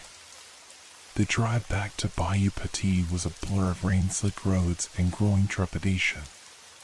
The storm intensified as I neared the coast, as if nature itself was trying to warn me away. Twice I nearly turned back, but the memory of those pleading eyes in the mirror drove me onward. By the time I reached the turnoff of the hotel, night had fallen, the darkness broken only by flashes of lightning. The road that had been merely damp during my previous visit was now submerged under several inches of water, forcing me to park on higher ground and continue on foot. The hotel loomed ahead, a dark silhouette against the storm-racked sky. No lights shone from its windows this time, no music drifted across the water. It stood silent, patient, waiting. The dock where I had first stood was completely underwater now. I would have to wade through the flood to reach the building. Each step into that dark water required conscious effort, my body rebelling against the memory of cold hands reaching up from below. Water soon reached my waist, then my chest as I approached the hotel. The rain continued to pour, making it difficult to tell where floodwater ended and sky began. Lightning flashed, illuminating the hotel's facade, and for a brief moment, I saw them all, standing at every window, watching my approach. The bride at the center, her ruined veil billowing around her face, her hand pressed against the glass. Then darkness returned, and they were gone, if they had ever been there at all. The emergency stairwell door stood open, as if an invitation. I waded through the entrance, finding the water level inside lower than outside, just above my knees.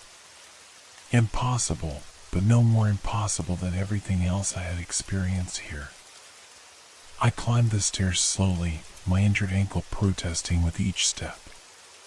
The stairwell was dark, my flashlight cutting a feeble beam through the gloom. Water dripped from the concrete walls, the sound echoing ominously. The third-floor landing looked exactly as I remembered it, water damage marking the walls, the door slightly warped. I pushed it open, expecting to find the flooded corridor of my nightmares.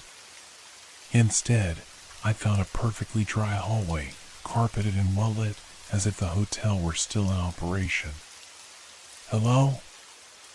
I called, my voice sounding flat and muffled in the still air. No response came, but as I moved down the corridor, I began to notice strange details. The carpet pattern shifted subtly underfoot, sometimes modern, sometimes decades old. The wallpaper similarly transformed, floral patterns giving way to stripes, then geometric designs, then back again. It was as if the hotel couldn't decide which era it belonged to. Room 324, the luxury suite where I'd encountered the woman in the shower, drew me like a magnet. Its door stood slightly ajar, warm light spilling into the corridor. As I approached, I heard water running, just as before. I pushed the door open, bracing myself for whatever horror might await. The suite was immaculate, bed neatly made, sitting area arranged perfectly, no sign of flooding or abandonment. Steam curled from beneath the bathroom door, accompanied by the sound of a shower running and a woman humming softly. On the nightstand lay a leather-bound book, its cover embossed with the hotel's logo. The guest ledger, perfectly intact, not the waterlogged ruin I had lost in the stairwell. I approached it cautiously, as if it might bite. Opening the cover revealed page after page of signatures, dates stretching back decades. Names I recognized from my research jumped out at me: Wesley Harmon, April 16, 1973. The Brennan Guidry Wedding Party, September 4, 1998. And most recently, the Talent Russo Wedding, October 9, 2017. You found it. I spun around to find the bride standing in the bathroom doorway. She was not the water-bloated horror of my previous visit, but a young woman in her 20s, beautiful in a simple white dress, her dark hair falling in loose curls around her shoulders. Only her eyes betrayed her true nature, too old, too knowing for her youthful face. Michelle Russo, I said, recognizing her from photographs I'd found during my research. The bride from 2017. She smiled sadly. That was my name, yes. Before the water came. The records say you were evacuated, I said, taking an involuntary step back. All of you were. Michelle shook her head. They lied. It was easier than admitting they didn't search hard enough, that they gave up too soon. She gestured to the ledger. But the hotel remembers. It always remembers. What do you want from me? I asked, though I already knew the answer. The truth, she said simply. Tell the world what really happened. Make them look again, in the right places this time.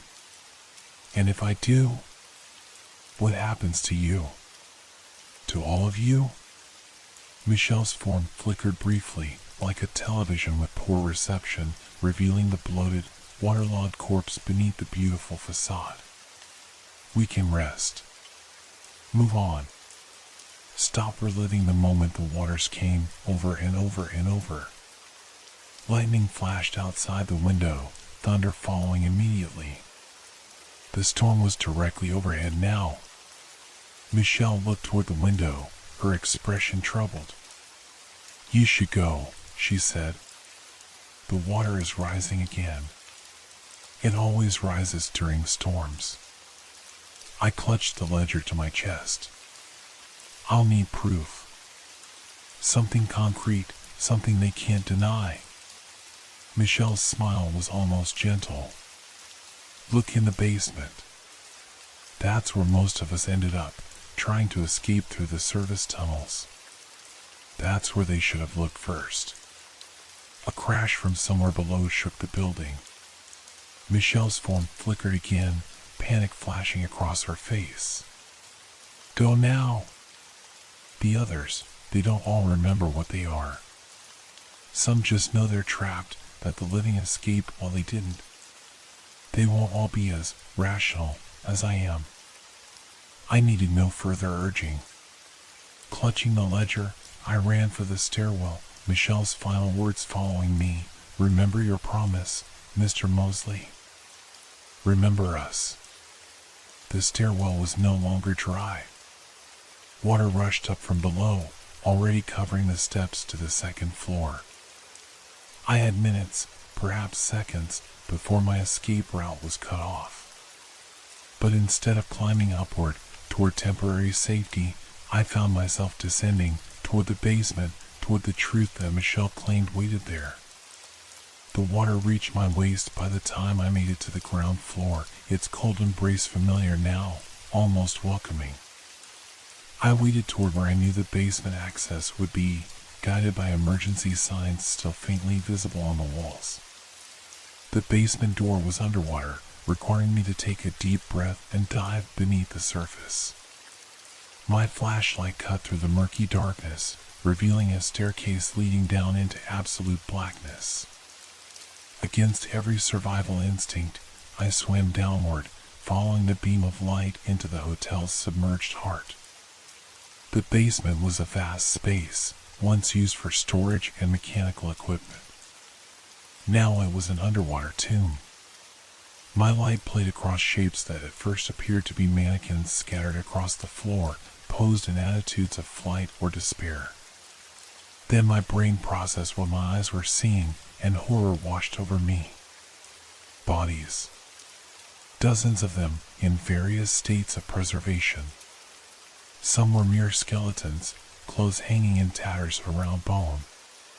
Others, more recent victims, retained more of their physical form, protected from complete decomposition by the cold water and chemical balance of the flood. I recognized Michelle immediately, her wedding dress billowing around her like a cloud, her hand outstretched toward a door that must have led to the service tunnels. Nearby, scattered throughout the room, were others I'd seen, the hotel worker, the elderly woman, the child still clutching her stuffed bear. My lungs burning for air, I raised my camera and began taking photographs, evidence of the hotel's grim secret, proof of the tragedy that had been covered up multiple times across the decades. The flash illuminated the scene in stark bursts, capturing the final moments of those who had sought escape and found only darkness. With the last of my breath, I turned and swam for the stairs, the ledger tucked under one arm, my camera clutched in the other. As I neared the doorway, something caught my ankle, a hand, rising from the darkness below. I kicked frantically, breaking its grip, and propelled myself toward the surface. I burst from the water into the ground floor lobby, gasping desperately for air. The flood had risen further, leaving only a small pocket of breathable space near the ceiling. I treaded water, trying to orient myself, to find a path to safety. Around me, the hotel groaned, its structure protesting against the force of the flood. Pieces of ceiling crashed into the water, narrowly missing me. I had to get out, had to survive to share what I discovered. I swam for the main entrance, fighting against the current that seemed determined to pull me back. Behind me, I could hear splashing, too much splashing for me alone to cause. I didn't look back. I didn't need to. I knew what followed, all of them, the forgotten dead of the Crescent Bayou Hotel, giving chase one final time. The main doors burst open as I approached, torn from their hinges by the force of the water. I was carried out into the night on a torrent, tumbling head over heels until I no longer knew which way was up. The ledger was torn from my grasp, disappearing into the darkness. But the camera remained, somehow, still secured around my neck. I surfaced, choking and sputtering, in what had once been the hotel's front garden, now a churning lake. Rain continued to pour from the sky, lightning illuminating the scene in staccato flashes. The hotel stood before me, water now reaching its fourth floor, windows shattering under the pressure. As I watched, impossibly, figures began to emerge from the building, not through doors or windows, but through the very walls. Dozens of them, the hotel's collected dead from across the decades, walking across the water's surface as if it were solid ground. At their center walked Michelle, her white dress pristine again, her expression serene. They formed a circle around me, these permanent guests of the Crescent Bayou Hotel. Not threatening, not reaching, simply watching. Waiting. I have proof, I gasped, raising the camera. I'll tell your story. All of your stories. Michelle stepped forward, water rippling beneath her feet. We know, she said, her voice somehow audible above the storm. That's why we're letting you go. One by one, the figures began to fade, becoming transparent, then vanishing entirely. Michelle was the last to remain, her form growing fainter with each flash of lightning. "We'll be waiting," she said, barely visible now. To hear her name spoken again. To be remembered. With the next flash, she was gone, all of them were gone. I was alone in the flood, the hotel dark and silent before me. But as I turned to swim toward higher ground, towards safety, I heard it one last time, the soft strains of a wedding march, played on a waterlogged piano, rising from beneath the surface before fading away into the night. 1 month later, I stood at the edge of the drained hotel grounds, watching as recovery teams carried body after body from the basement. My story had run on the front page of the Chronicle, accompanied by photographs that could not be denied or explained away. Authorities had finally been forced to acknowledge the truth that disaster after disaster, year after year, the victims of the Crescent Bayou Hotel had been abandoned, forgotten, left to their watery grave. 27 bodies were recovered that day, each corresponding to a name in the ledger I had seen, a ledger that was never found, despite extensive searching. My photographs provided the only concrete evidence, beyond the bodies themselves, of what had transpired in that place. As the last body bag was loaded into a waiting vehicle, I noticed a figure standing at the edge of the woods nearby, an elderly man leaning on a walking stick, his face deeply lined from decades under the Louisiana sun. Our eyes met briefly, and he nodded once, a gesture of acknowledgement or perhaps gratitude, before turning and walking away into the trees. I considered following him, asking if he was the Raymond I had met on my first visit, but something held me back. Some questions, I had learned, were better left unanswered. That night, as I prepared for bed in my New Orleans apartment, my phone chimed with a text message. The sender was unknown, the message simple: "Thank you for remembering. Now we can rest." I never returned to the Crescent Bayou Hotel. I didn't need to. But sometimes, when rain pounds against my windows and thunder shakes the walls, I swear I can hear it, the faint sound of a piano playing a wedding march, and beneath it, the gentle laughter of those finally at peace. What lies beneath the water's surface? Sometimes it's truth. Sometimes it's tragedy. And sometimes it's souls waiting for someone to remember their names, to acknowledge that they existed, that they mattered. I remembered. And in remembering, I set them free. Or perhaps they set me free. I'm still not entirely sure.